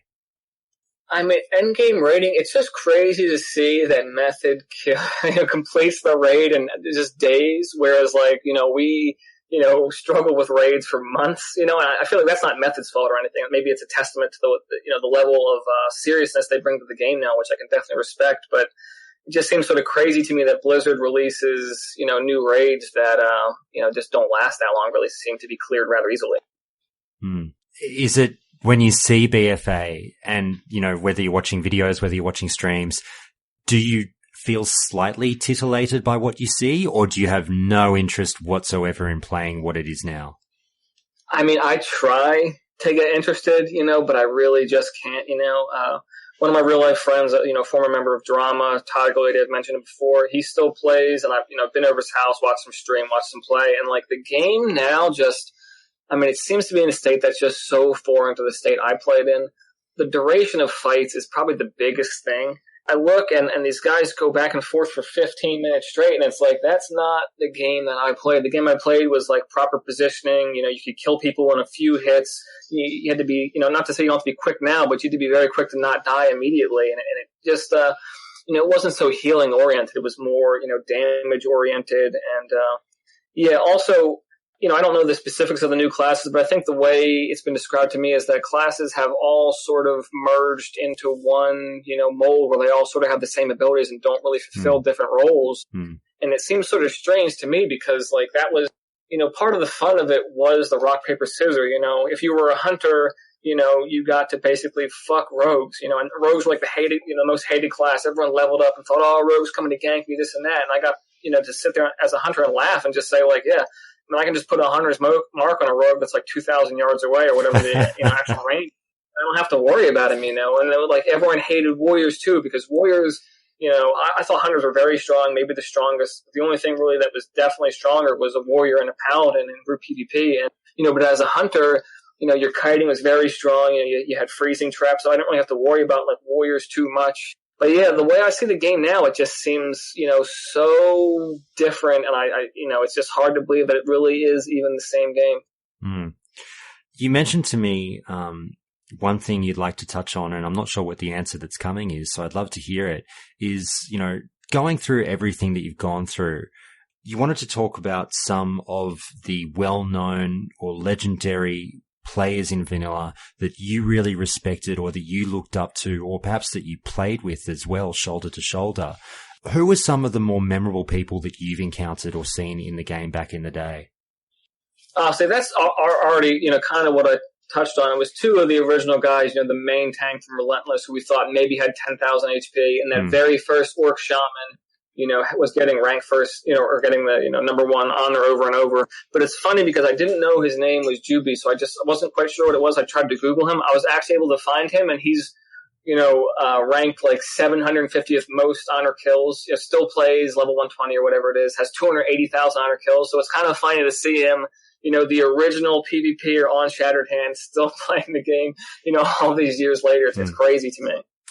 Here's one that a lot of people will be dying to know. Now, obviously, we've seen the rise of private servers in recent years, and the way in which the mentality behind people pushing high-level content in-game has changed, and the differences in tactics, these wild and wacky ways that we're taking down bosses and the different items or abilities that we might be using now versus back in the day. Have you kept up with any of this? And if so, what are your thoughts on the way that raiding has evolved?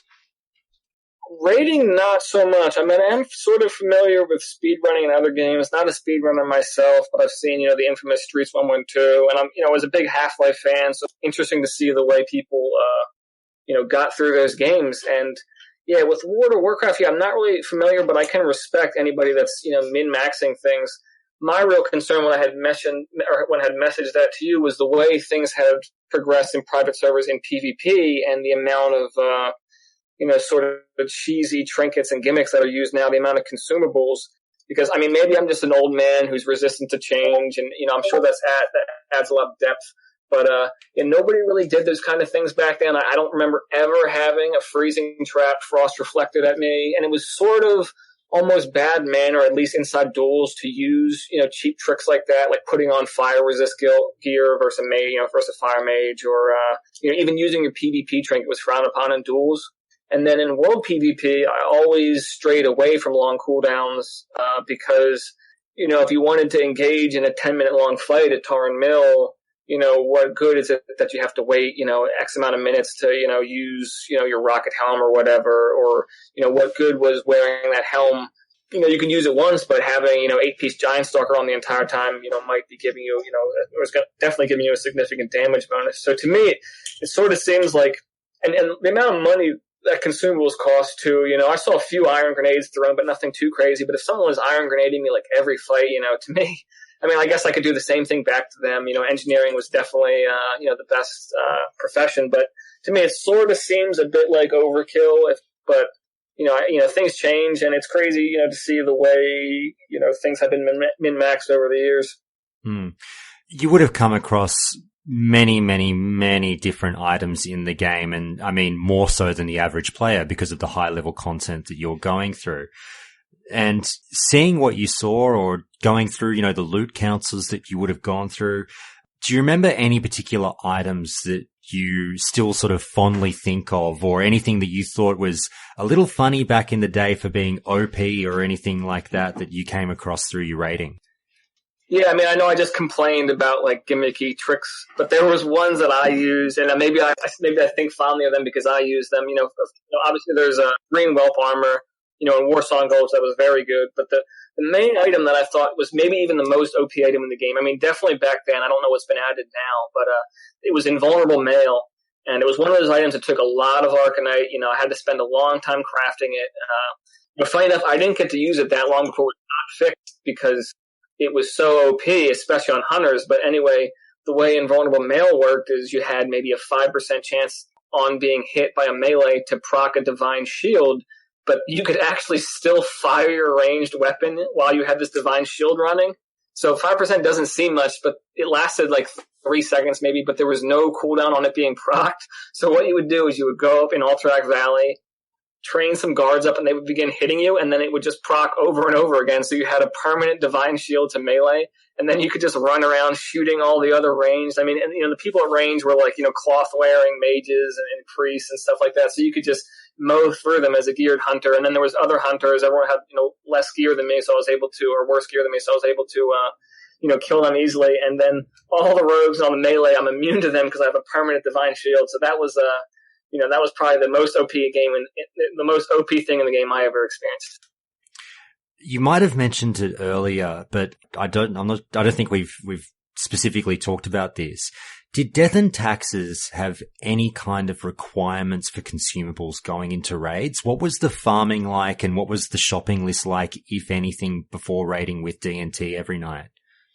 Yeah, that's what's fun. I hear about guilds that get all the world buffs before going in, and the only time I would really ever remember getting world buffs was for PvP, and to make the highlight video, I collected a few, nothing too crazy. But as a hunter, you were low on the priority for consumables, so that was really not something I ever experienced too much. But it certainly wasn't as hardcore as the way things are today. And I heard about methods spending like 100 million gold going into debt to get their world first. But yeah, back then things just it was a simpler time, and things really hadn't got that competitive yet. So there was no real requirement. But like I said, Death and Taxes was a very try-hard guild, very competitive, so most of their members were engineers. But yeah, nothing, no requirement really as to what your professions were. I think I was leatherworking and skinning just to level up, but that turned out to be a relatively useless profession. But I wanted to make the switch to engineering because, grenades and stuff like that were, just coming into use by the time I was quitting, but I never really did. So no, it wasn't a requirement. But maybe after I quit, I'm not quite sure. Now, you've talked about add-ons one or two times through your answers, and I know a lot of listeners will probably be wondering, what specifically were the instructions from Death and Taxes in regards to add-ons? Was it do whatever you want, or did you guys have a list of add-ons that you had to have that guild absolutely swore by? I can't answer for other classes, but for hunters, the only thing that was required was CT raid assist, and that was like the main raiding add-on, and that's what everybody used. And to be honest, it's been 13 years, so I'm not exactly sure of the specifics of that, but I think, well, for number one, it was used for healing to make healing easier in a 40-man group. And then also, I think it was programmable that different shouts were able to be added to that add-on. So it would call out something like maybe Chromagus's, Flame Breath or Frenzy or whatever the skill would be approaching. But don't quote me on that. But add-ons were limited at the time. I never saw a threat meter personally. I'm not even sure if they existed when I first started raiding. Maybe by the time I was with Death and Taxes. But I can just remember Drama's main tank then, talking about having to get a feel for whether or not he had it, and the encounter would start and it would just be him in there, and he would say okay, give me X amount of time, or I think I have it now, let's go.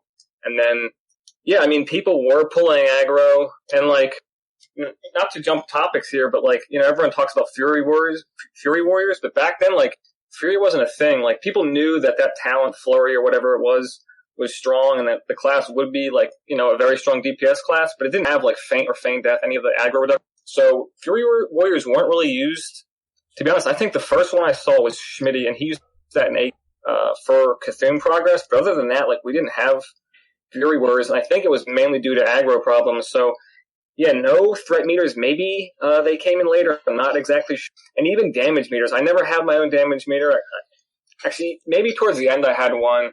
But I remember when we first started using damage meters, they weren't even accurate because they had to be synced up through multiple characters. So it was hard to get a good read for where your DPS really was. And I watched some people play private servers and watched some people play retail. Yeah, I'm trying to think of the other add-ons they used that we never really saw. There isn't these crazy accurate alerts for things, so we didn't have stuff like that, stop DPS now, or this is coming now, or specific things like that. I think they had to be programmed in manually and weren't there in the beginning of fights. What do you think of add-ons, on the scene now, like DBM, that a lot of people complain perhaps, spoon feed raiders too much? Well, yeah, that's what I was talking about. We don't have all of these add-ons that tell you exactly the next thing you need to do. You had to you had to know the fight through experience, and you were either good at following sort of abstract instructions. The first time you came into a Nixia, you had to stay on this side, you had to go over here, you had to not get caught, pulling ads and stuff. And you either were, exceptionally good at follow instructions, or you fucked up and, you got yelled at. So, I'm sure, most people got yelled at from time to time, but I don't know. It seemed more, I don't want to be reminiscing too hard about the good old days and, we had it harder and it'd walk uphill both ways, but it seemed like less of a, structured game and more of I don't know, it just seemed like wild almost. Like you didn't know the next thing that was going to happen. It was, not spoon fed to you as much, I guess. So it made the game more interesting, but I don't think you can fight progress and, things were always going to evolve naturally. So. Now, friend of the show and our resident PvP expert, OG, spoke up in Discord just today and asked you basically if you knew anything about any of the Death and Taxes members getting involved in the private server scene at all, because he said that he'd heard of people who were claiming that they were officers in Death and Taxes who went on to try and do things in the private server scene. Do you know anything about any of that, or was there any chatter about any of that amongst the guys over the years? Not that I saw. I might not be the best reference for this because I didn't even really know private servers existed until a few months ago when I started getting back interested in WoW again. But I was always, sort of in touch with the guild through our Steam group and mutual. But the only games I saw them play were that the Star Wars Old Republic game and then D3. And I never played D3 with them because the groups in D3 were always small. I chose to play with real life friends over them. But my time with Death and Taxes and the officers I knew only really ranged from I was familiar with them, Molten Core and Nixia, and then through BWL we competed actively, and then I joined them in so, it's possible that players, joined the guild after me, because they played on through Nax and through TBC, so, it's possible, but it's never anything that I saw, at least en masse or anything like that.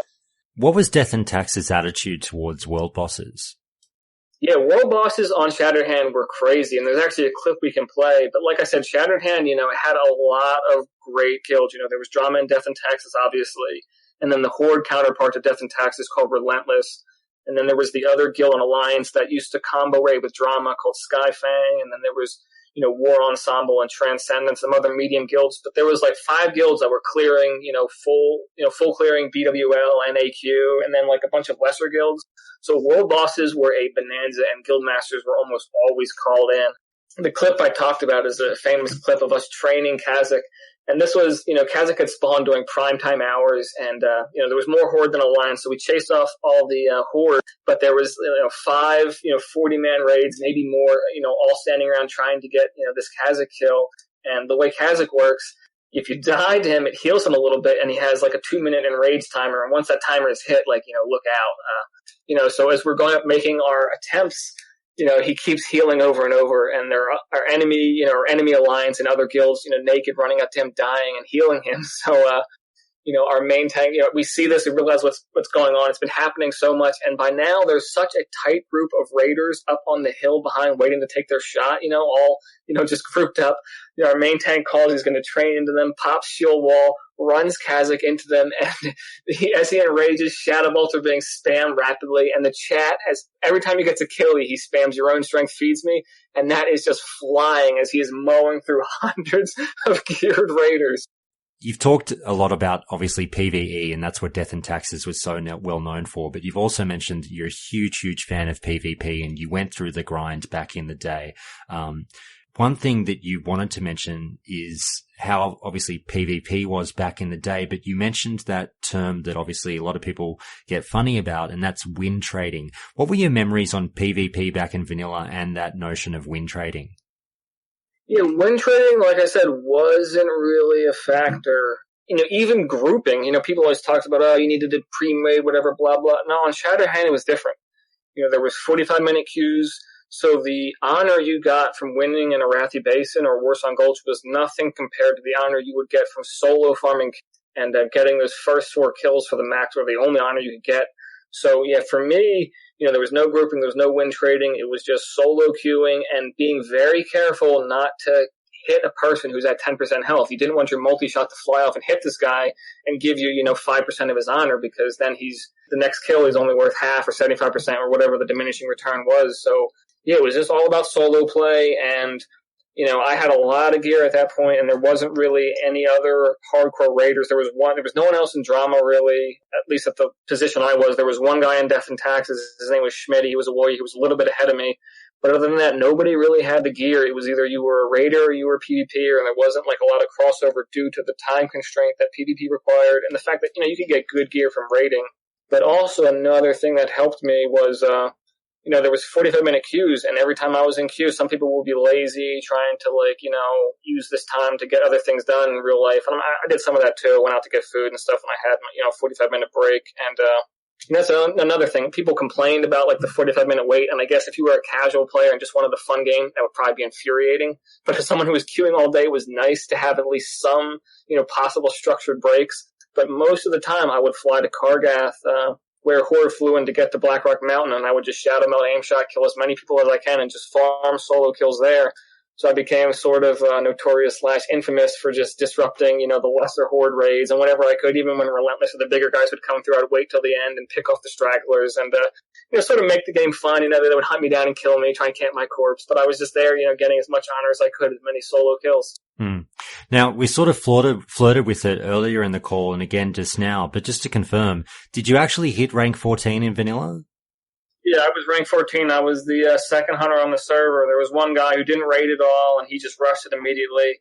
I sort of floated the idea a bit, but it was like, it's too much, blah, blah. I can remember, too, grinding to about rank 10, and I went out to mow my parents' lawn, and I just was sitting out there. I'm thinking, this is just too annoying. I should just quit, whatever, just stick to raiding. And I just thought, you know what, fuck this. I'm not going to quit. I don't care how long it takes. I'm going to grind the last, 4 ranks out, which were huge, probably a bigger investment than the first 10. And yeah, I made it all the way through to 14. This might be the most important question of our chat then, because now that I know that, I'm going to ask you the same question that I asked the show's resident PvP expert, OG, and that's this. How many poop socks did you go through in your grind to rank 14? Dude, like I said, we were lucky enough to have 45-minute queues, so I was able to take showers, run down the street to get a sandwich, stuff like that. Poop socks. Very good. All right, I'm glad that sort of general hygiene was getting taken care of. Very good. Look, mate, one thing I want to ask is, you talk about that rank 14 gear that, everything that unlocks when you get to that amazing achievement. We've talked about your PvE exploits. Do you have any particular pieces of loot that you look back on and go, fuck, I'm glad I got that. I'm so proud of that. Or something that when it dropped in the moment and you were like, oh my God, this is the most amazing thing ever.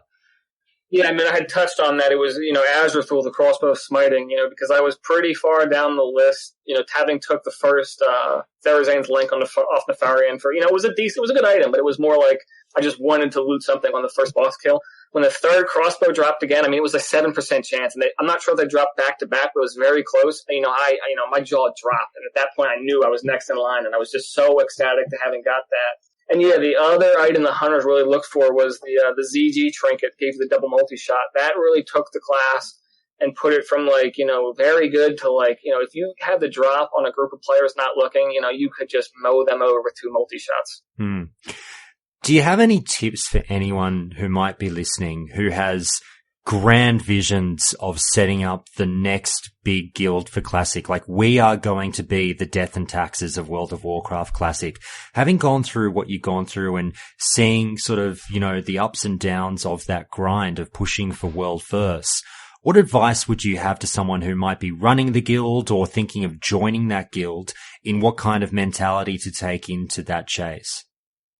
Well, I would say the guys who are already running the guild, there's not too much I can add. If you're looking to start a guild, it's probably too late, because I go into some of these streamers and I see, these avid private server players who've been practicing over and over again. They're, min-maxing everything, making sure, they have all the best in the slot list, raid, pre-raid, post-raid, how they're going to distribute loot.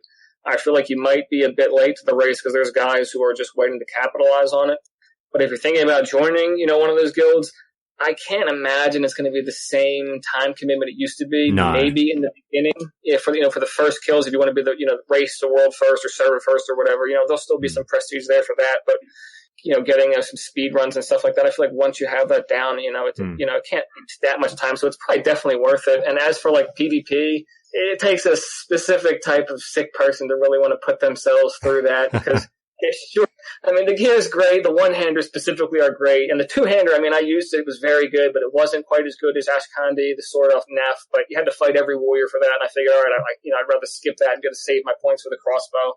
So, yeah, I mean, PvP, it's up to you. Are you crazy or not? Now, it's going to be such a different ball game for that raiding scene for World of Warcraft Classic versus how it was back in the day, obviously, because they've done it. They've been doing it on private servers. There are guilds out there who know these encounters back to front. It's old news. They're not doing it for the first time. So whilst it might not be a challenge to actually take the boss down, I think the mental challenge for them will be finding the right people, if they haven't already formed, which they likely have, but finding the right people with that go, go, go attitude of, I will grind for hours on end for all the consumables. I will go for the world buffs, and we will push to do this first as essentially a speed run. So I think that mentality is something that, will be very unique, that people maybe applying for these guilds or trying to grab their attention will have to take on board.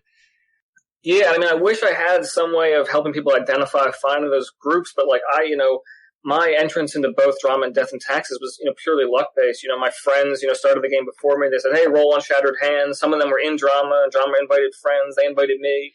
The veterans or the officers saw how much time I put into getting, the pre-raid, not best in slot items because, no one really knew, what they were, but, good items from Dire Maul. So they invited me into, Molten Core, and then, I sort of became, a bit famous on the server through PvP, and I was there for the Neff kill, so drama had recruited me. But, to find the right guild, I mean, I guess my only advice would be, to know that shit rolls downhill, so see what it's like up at the core, see how the guild master, the guild leader treats things, see how the officers treat things, because that's the way the guild's going to go. Absolutely. Now, the last question I want to put to you is this, whether or not you come back for World of Warcraft Classic yourself, what do you think would be the things that would be high up on your list to do for fun if you did happen to come back? Just seeing the beginning parts of the game, that mad dash rush, when I went through, the server was populated, there was a lot of PvP going on, and I probably spent way too much time PvPing instead of leveling. But I think it would be fun to be one of the first guys to race to 60 and sort of be like a gatekeeper, to be, one of those infamous guys on the server locking down his own, like Stranglethorn Veil, and just see, what the enemy faction could do to sort of dislodge you. All right. Well, look, 1927, we might wrap it up there. I've got a million other questions, but they might be for another call. Thank you so much again for spending this amount of time with us, sort of recounting all of these stories. I've had a blast. I hope you've had as much fun telling the stories as I have listening to them. I can't thank you enough. Thanks for coming on the show, mate. Yeah, it's great to be here. Feel free to link my Imager album of all my old screenshots, and I'll link the drama Kazakh train. We trained Kazakh through 4 raid guilds, and get sure. back to me if any more questions. Sure. Did you have anything you want to plug? Are you streaming other games? Are you on YouTube at all? What do you do? I don't play video games anymore. Like I said, if I came back to play WoW, it would only be for the beginning of the game. I try to keep my life at a different pace nowadays. Fair enough. All right, mate. Thanks so much. We'll speak to you next time. All right, take care. Recently, on my other podcast, The Cinephiles, we had a countdown-style great debate over 2017's Star Wars: The Last Jedi. What I don't understand is why, in all of this, I mean, Poe led a mutiny with poor man's Maisie Williams. And, in all of this, they weren't just summarily executed as per military sort of dictum. Well, they'd have to have a court-martial first. That's what I mean. Instead it was remember that time where you, mutinied? Let's just forget about that. I don't know if modern military regimes conduct an execution on the spot for mutiny. During war times, they're legally allowed to. Yeah, they walk the space plank. If you'd like to hear more from the Cinephiles, then please do log on to cinephiles.com. That's SINNERFILES. Or search for the Cinephiles on iTunes, Spotify, or wherever you get your podcasts from. But now, let's get back to Countdown.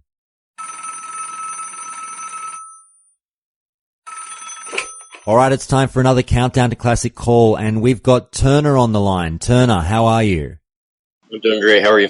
Good. Thanks so much for calling in, mate. I really appreciate it. Now, you're here because you mentioned something on the Countdown to Classic Discord the other day, which I thought was a nice little point about the length of time that some things were taking in vanilla. And, you know, we've gone through it all over the last 15 months or whatever, changes versus no changes and whatever people want. And people talk about quality of life as well. And, you know, are there certain little tweaks we could make that might not change things too much, you know, in terms of the mechanics of the game or whatnot? And I think some of the points you're going to raise here are something that will get people thinking a little bit. Now, let me preface this conversation.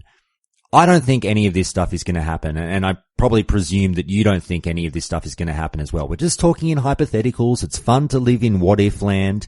So the main gripe that you brought up was, you know, if I can go full Jerry Seinfeld on you saying to Blizzard, what's the deal with the length of flight paths in vanilla? Yeah, I think there's definitely a debate that can be had about the amount of mobility that is a good amount of mobility between what you see in vanilla with ridiculously long flight paths that you go cook dinner and have time with your family and come back and you're still flying, to I have a 15-minute hearths and I have a portal to get anywhere within seconds and I can skip tons and tons of exploration. In saying that, obviously it's sort of the memery of it all when we talk about, yeah, you can go and prepare a 3-course meal and the time it takes to get between certain flight paths. What was the one that made you snap the other day? This is silly to me. You know, I played a lot of Skyrim, and the big thing about Skyrim was the immersion, and you'd have to get mods to get immersion. And is it more immersive? Is this more immersive? And so when I look at a game, I'm kind of looking at things that just kind of break immersion a little bit.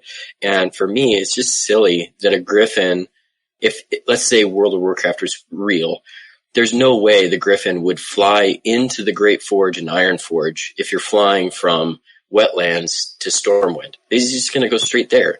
And so it's just kind of one of those things. It's like, okay, really? I got to wait an extra, 2 to 5 minutes because the pathing is weird. And the thing is that Blizz kind of fixed some of these flight pathings, if you will. In later expansions. Yeah, absolutely. They tightened things up a bit, and, that was part of the whole accessibility edict and quality of life edict that came through, obviously lessening time that it took players to do things and get places. Are there any other, I'm just trying to think off the top of my head, are there any other famous, I know there are, but I can't think of them, any other famously obnoxiously long flight paths? Do you know of any? Yeah, you have winter spring, which is a primary zone for level 60s, and then you have Silithus, which is on the complete opposite side of the continent. And if you don't have anything to get yourself there quicker, you're going to have a long flight. So, sorry, you might have mentioned, how much time did that flight take you the other day that led you to comment on it in the Discord? I didn't have my time. I actually just put on an add-on that gives me a timer for the flights so that I know exactly, how long to be away from my computer. Because I guess I use it as a break, but it's probably like 5 to 7. Yeah, I've been engaging in a few of them lately. People know that I've been mucking around a bit on a server, and I've got the add-on that you're talking about, that gives you the timer for the flight paths. And I love seeing that. It's a godsend of an add-on when you can sit down and go, oh, okay, I've got 5 minutes and 45 seconds before I'm going to be able to do anything. Now, what generally people will say is, get up and make yourself a cup of coffee, go and read an article or something like that. And to be honest, I'm a bit odd like this. Like, I completely see where you're coming from. I don't particularly mind it as much. I do completely understand the absurdity of it all, but there's times, not always, where I'm like, okay, I can just, go and do something else for 5 minutes and just take that little bit of a mental break from WoW while that flight path is sort of, going through the process or going through the motions. But, I do understand the people who have been, some people who have been screaming for changes, who stop short of saying, look, I'm no changes and all that. That's fine. Yay team, no changes. But at what point does sheer, just quality of life and something making sense have to creep in? Do we just do the new flight paths so that's a little bit more streamlined? And you sound like you're obviously down with that. You know, when I first downloaded your podcast, I was heavily no changes, but I think it's pretty obvious that there's going to be changes. Like, if we're going to get hot and bothered over changes, like the slippery slope thing doesn't hold any weight with me, just because there's going to be changes. Like, the sooner we get past the fact that there's going to be there's going to be even the tiniest changes. Like, if your argument is a slippery slope, then there's already been changes. Yeah, they've I already agree. told you. And so, like, the sooner that I got over, like, it's not going to be exactly the same game, but I can't wait for it to come out, and I can't wait to enjoy it. And so I think where I lie on the changes, no changes, is we all know the feeling of vanilla, and we all know kind of the idea of, okay, so we're talking about flight paths. So we want the world to feel big. We want it to feel massive. But if I ask myself, if the Griffin didn't go into Ironforge, would it feel any different? And I don't think it would. Like, if they took that little flight part out, and that's just one example, if they took that one little flight thing out without telling anybody, would anybody notice? Of course I would, because I've griped about it. But I don't think many people would be like, hey, why aren't we going into Ironforge? Like, I want to smell the sulfur when I go through there. No, I hear what you're saying. Absolutely. But I do, again, I appreciate the argument from people that say, you know, maybe passing through Ironforge does scratch that itch for them. Maybe they do want to smell the smelting and all that jazz, and, you know, the stinky, odor or musk of the dwarves as they fly through. But, it's definitely something that I enjoy the flights, and I don't know. It's something that I'm fine with it, but I do understand where people are coming from. But one that's just been brought up in chat is, you might be able to comment on this one as well, the Feralas to Tanaris via Orbidine flight path. Do you know about that one? That's a particularly long one as well. Yeah, it's really any time that you have quests that are interrelated through same level areas. So I mentioned Winter Spring and Tanaris, but he said Feralis. I get that one, and something. Oh, it's potato.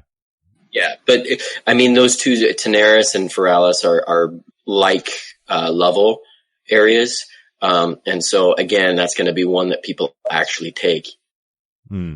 Now, just to hit back on a point you raised, sorry, just regarding the no changes thing, like, I'm 100% with you on that, and I just think that we still obviously see people screaming, no changes, no changes. It was our catch cry for a long time for a lot of people, but I'm with you in that battle's done. They've literally said to our faces, we are bringing changes. That's via loot trading. That's via sharding, and whatnot. So we've already got the information. So I do find it a little bit funny that no changes is still being rallied around as a battle cry. I kind of equate it. We did, you know, Braveheart on the Cinephiles recently, and I equate it kind of to William Wallace screaming out freedom as he's about to get his head cut off. It's like, the battle's over, dude. We've lost.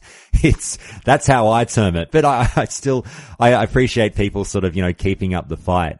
But, another thing that you mentioned was, smelting was another thing that was taking an obnoxious amount of time. Tell us about your experience in that recently.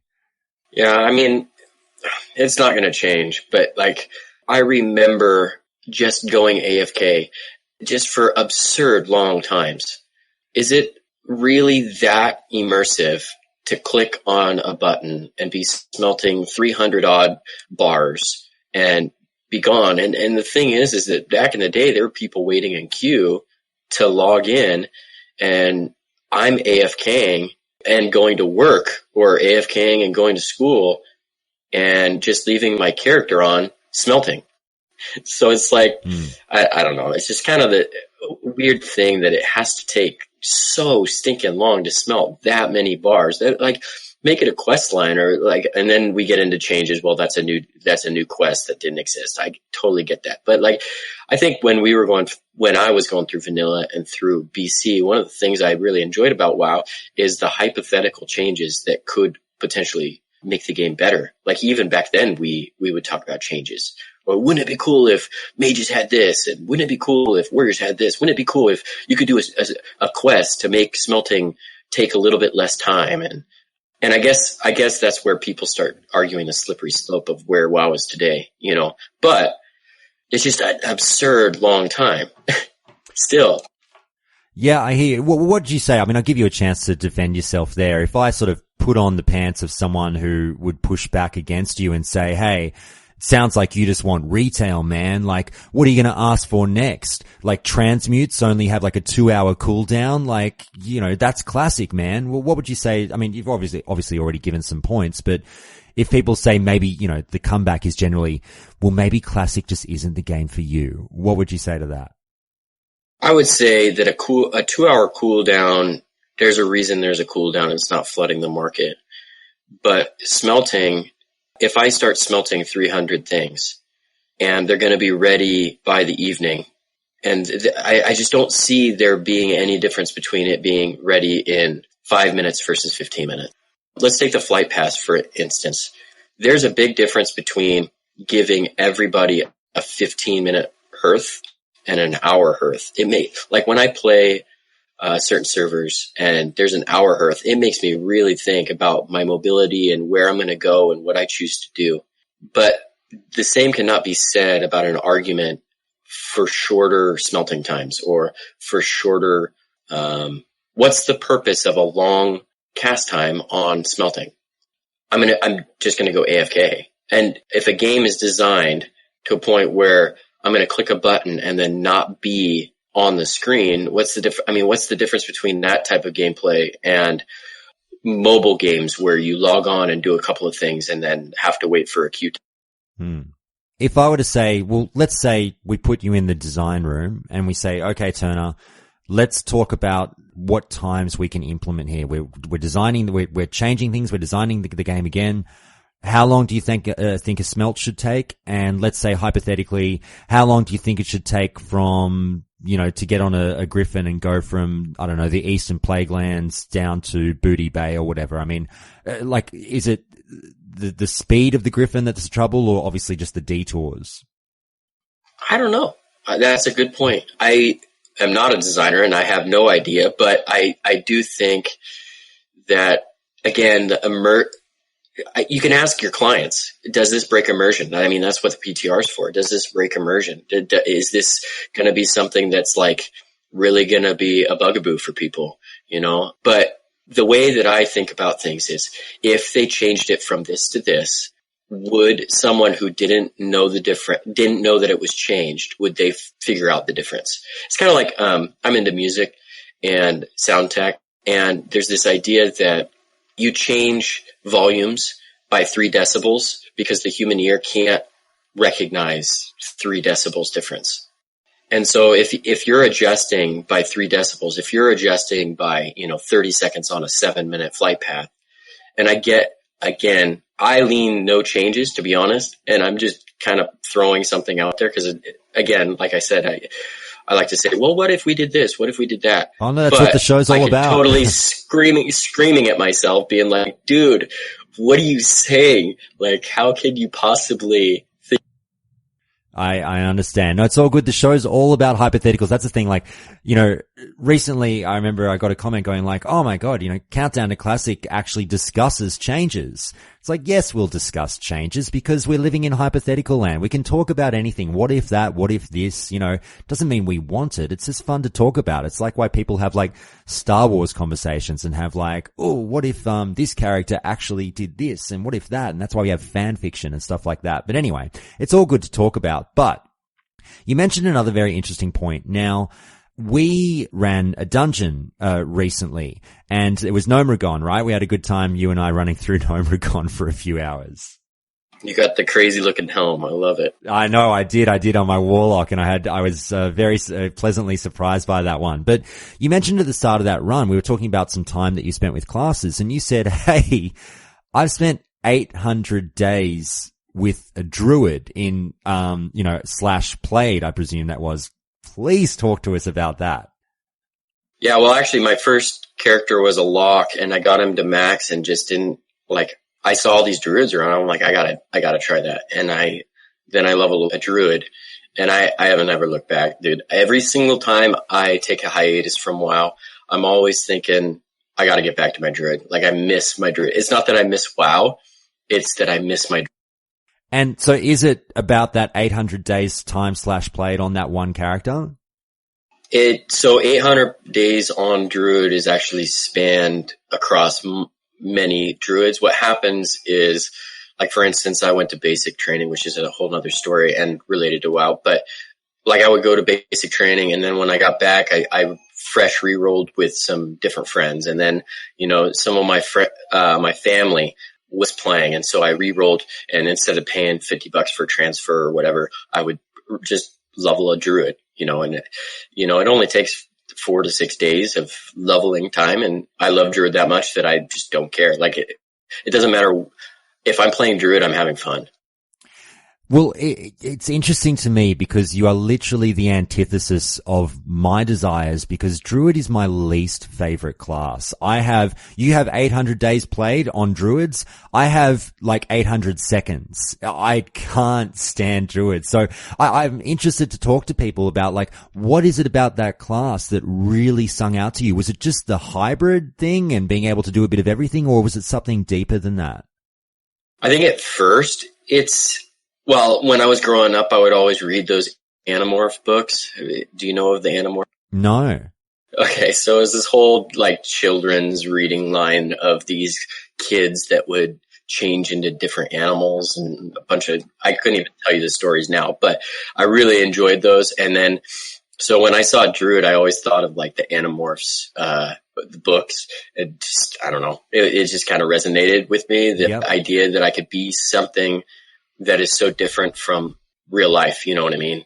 And just kind of this cool idea that I could shape into a cheetah and shape into a giant bear. And, you know, after a while, at first it was resto or GTFO, you know, and so I started healing, and the game within a game for healing was just a blast for me. And I get that it's not for everybody, you know, it's different classes are good for different people. And that's the beauty of WoW, is that, you know, people of all different types can come and get their giggles off of, you know, different classes. And mine just happened to be Druid.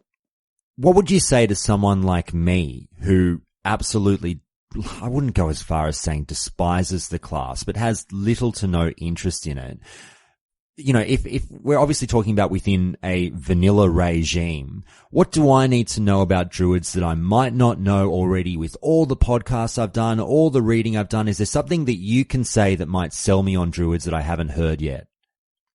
The most fun I had in vanilla with Druids was being a flag carrier, and that's a huge motivation for a lot of people if they're doing PvP. They can literally get out of anything. Their mobility is really second to none. In PvE, I've heard people tank the first couple of tiers of raiding, but it's really, you know, if you enjoy healing, you know, it's resto for life. Like, that was a cry of all Druids in vanilla and Burning Crusade. It's like, oh, resto for life. So if you like resto, I like the class. If you're not a big fan of priest, it's another option for healing, even though the priests steal our innervate all the time. Anyway, yeah. Does that sell it? Almost. I mean, I do like the flag carrier bit, so that does appeal to me a little bit. But one thing I just want to push you on there, and this has always confused me a little bit. You talked about, you know, the resto for life catch cry, and also that was perhaps, correct me if I'm wrong, that was a bit more in the Burning Crusade. Now, I had a friend who was a resto druid in vanilla and a hardcore raider, and he was always like, oh man, resto druids are so great, man. They're like, you know, the best healers. And then ever since I've done Countdown to Classic, people are like, actually, resto druids weren't that great in vanilla. Do you subscribe to that theory? I can't say that I hardcore raided in vanilla. I started raiding really hardcore in, like, Burning Crusade. And so your friend probably knows more about healing, raiding, than I do. To be fair, he was high most of the time. Sounds like a typical druid. I can't remember what the trinket was, but in Wrath of the Lich King, I had this trinket that was like this little pipe, and it was amazing. I used it. Maybe someone can help me out with what the item was. But on one of my druids, I had this little pipe thing. It was a trinket, and when you used it, you would like blow green smoke out of your mouth. It was awesome I don't know. It was fun. What? That's crazy. Yeah, maybe someone can help me out with that. But we got Jamie in chat saying, I think that sells Druid. So yeah, that might be the one that sold it. Yeah.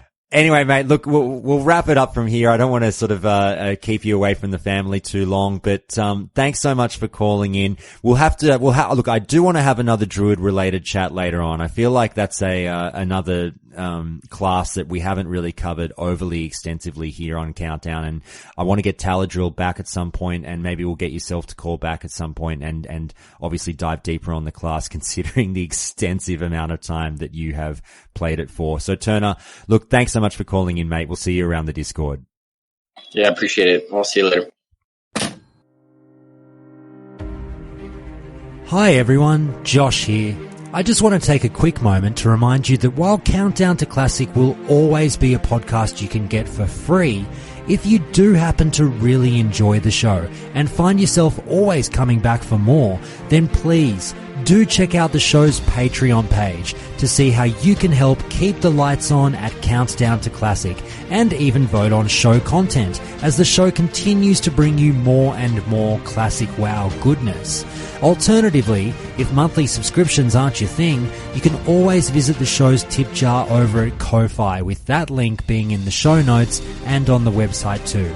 Now, let's get back to the show.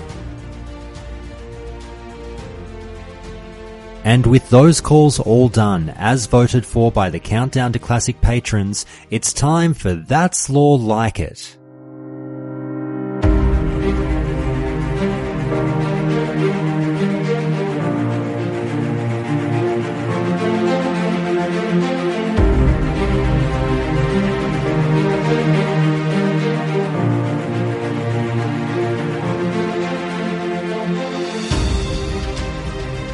In That's Lore Like It, with the assistance of wowpedia.com and the great information over there, we delve into the lore of the game, as voted on by the Countdown to Classic patrons. And this week we're hearing all about Sunken Temple. So let's get straight into it. It's a relatively quick one. Unfortunately, there's not a boatload of information on Sunken Temple, but I'll give you what I found. The Temple of Atal Hakar, also known as Sunken Temple and more rarely Lost Temple, is a shrine erected by the Atalai trolls, led by their master Jamalan the Prophet, to the nefarious blood god Hakar the Soulflayer. Believing that this was the intended site for Hakar's re-entry into Azeroth, the great dragon aspect Ysera and her green dragon flight sunk the temple into the depths of the Swamp of Sorrows, but the dragons did not realize that it was the wrong location until it was too late. The instance's description from Blizzard's old official World Dungeons site was: over 1,000 years ago, the powerful Gurubashi Empire was torn apart by a massive civil war. An influential group of troll priests, known as the Atalai, attempted to bring back an ancient blood god named Hakar the Soulflayer. Though the priests were defeated and ultimately exiled, the great troll empire buckled in upon itself. The exiled priests fled far to the north, into the Swamp of Sorrows. There, they erected a great temple to Hakar, where they could prepare for his arrival into the physical world. The great dragon aspect, Ysera, learned of the Atalai's plans and smashed the temple beneath the marshes. To this day, the temple's drowned ruins are guarded by the green dragons who prevent anyone from getting in or out. However, it is believed that some of the fanatical Atalai may have survived Ysera's wrath and recommitted themselves to the dark service of Hakar. The name Atal Hakar can mean either devoted to Hakar or in honor of Hakar in Zandali, the language of the trolls. The long centuries following the Great Sundering were difficult ones for the troll race. 1500 years before the opening of the Dark Portal, the jungle trolls, who we heard all about in episode number 83, were driven to desperate ends and enlisted the aid of the god Hakar, also known as the Soulflayer. Hakar the Blood God is a malevolent and destructive Loa, notably worshipped by the Gurubashi trolls, and known in the troll pantheon as the Loa of Blood, or the God of Blood.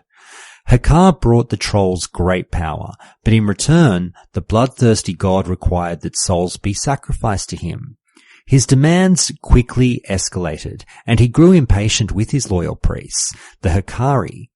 He told them to find a way to summon him physically into the world so that he might directly drain the blood of his victims. Most of the Hakari were horrified at the idea, but the Atalai, a small extremist faction of the Hakari, decided to do as Hakar wished.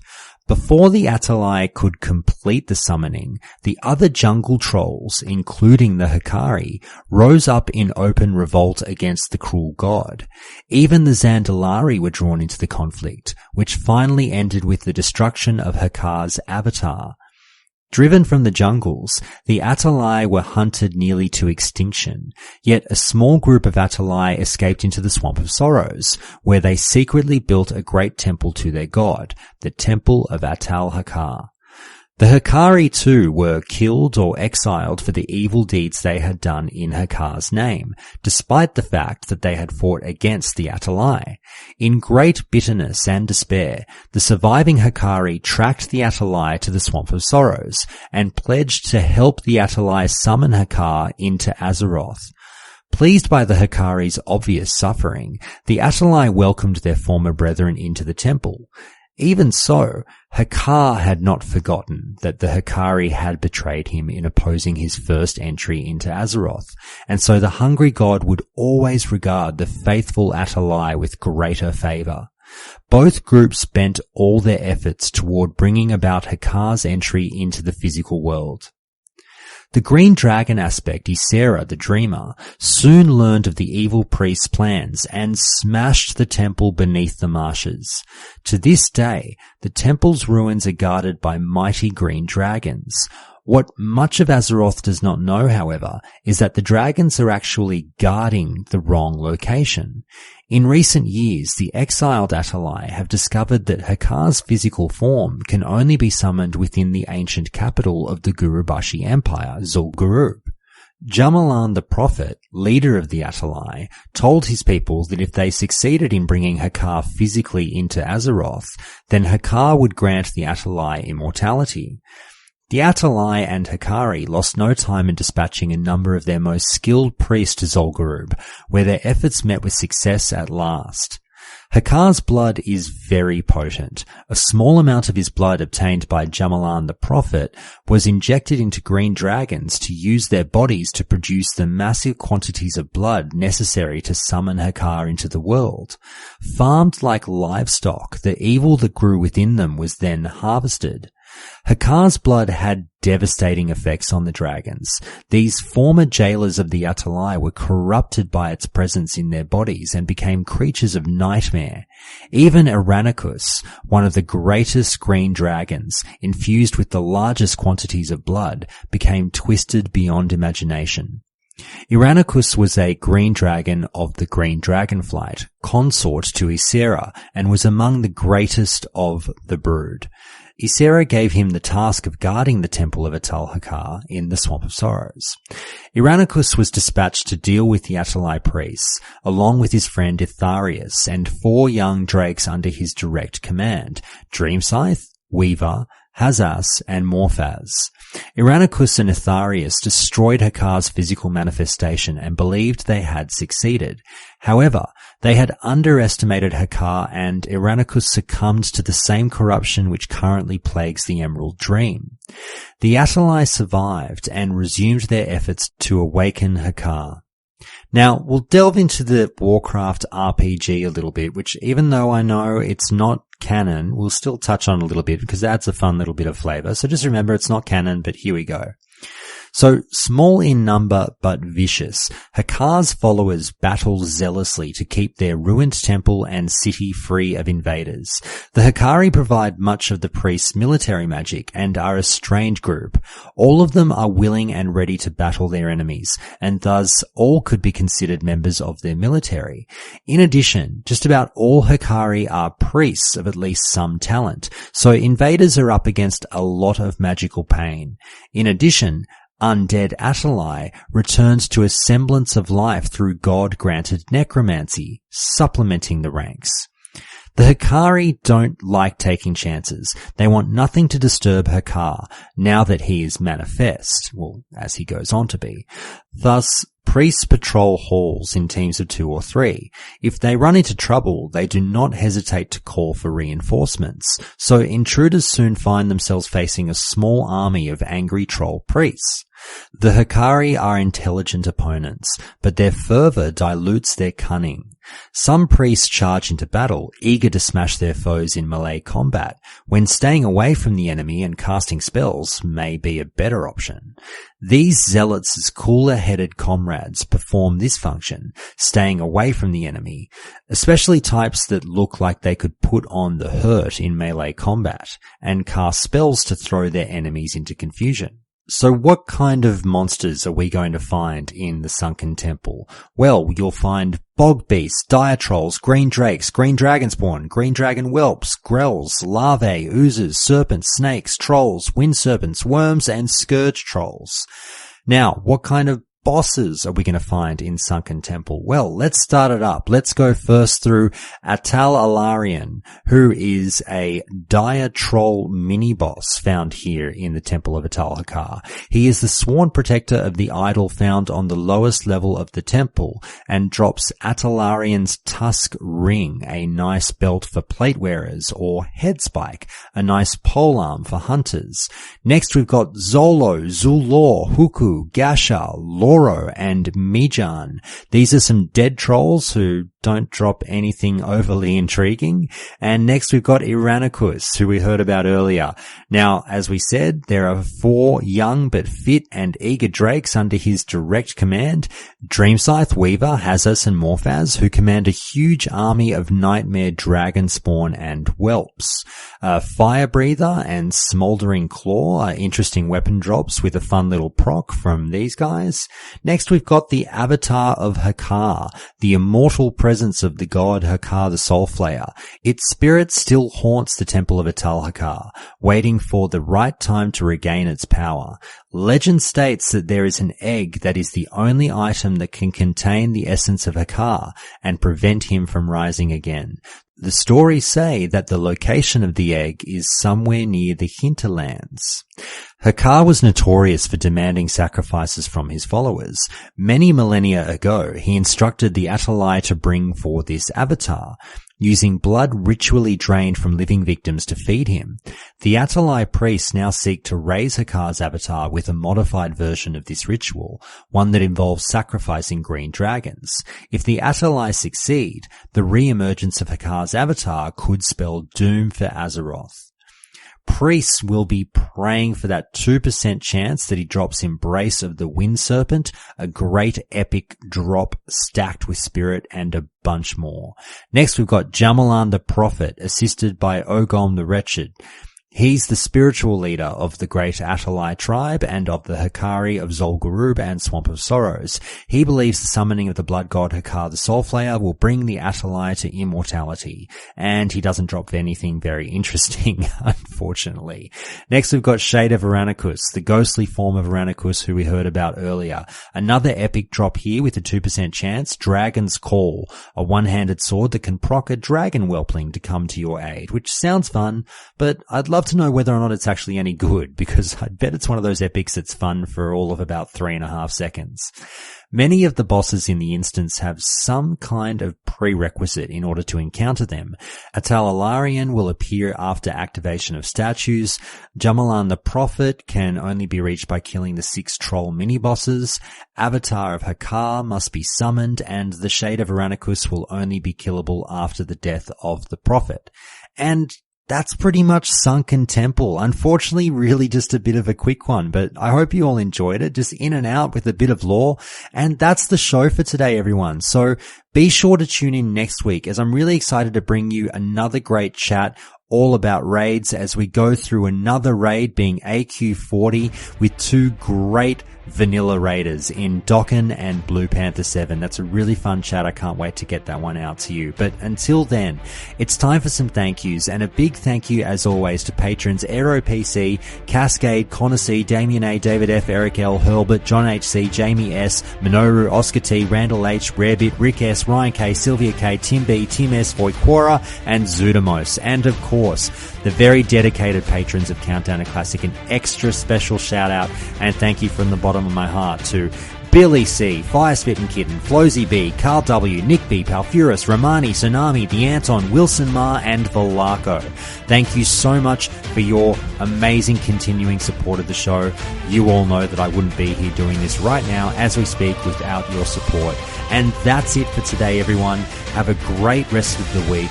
I will see you all next time.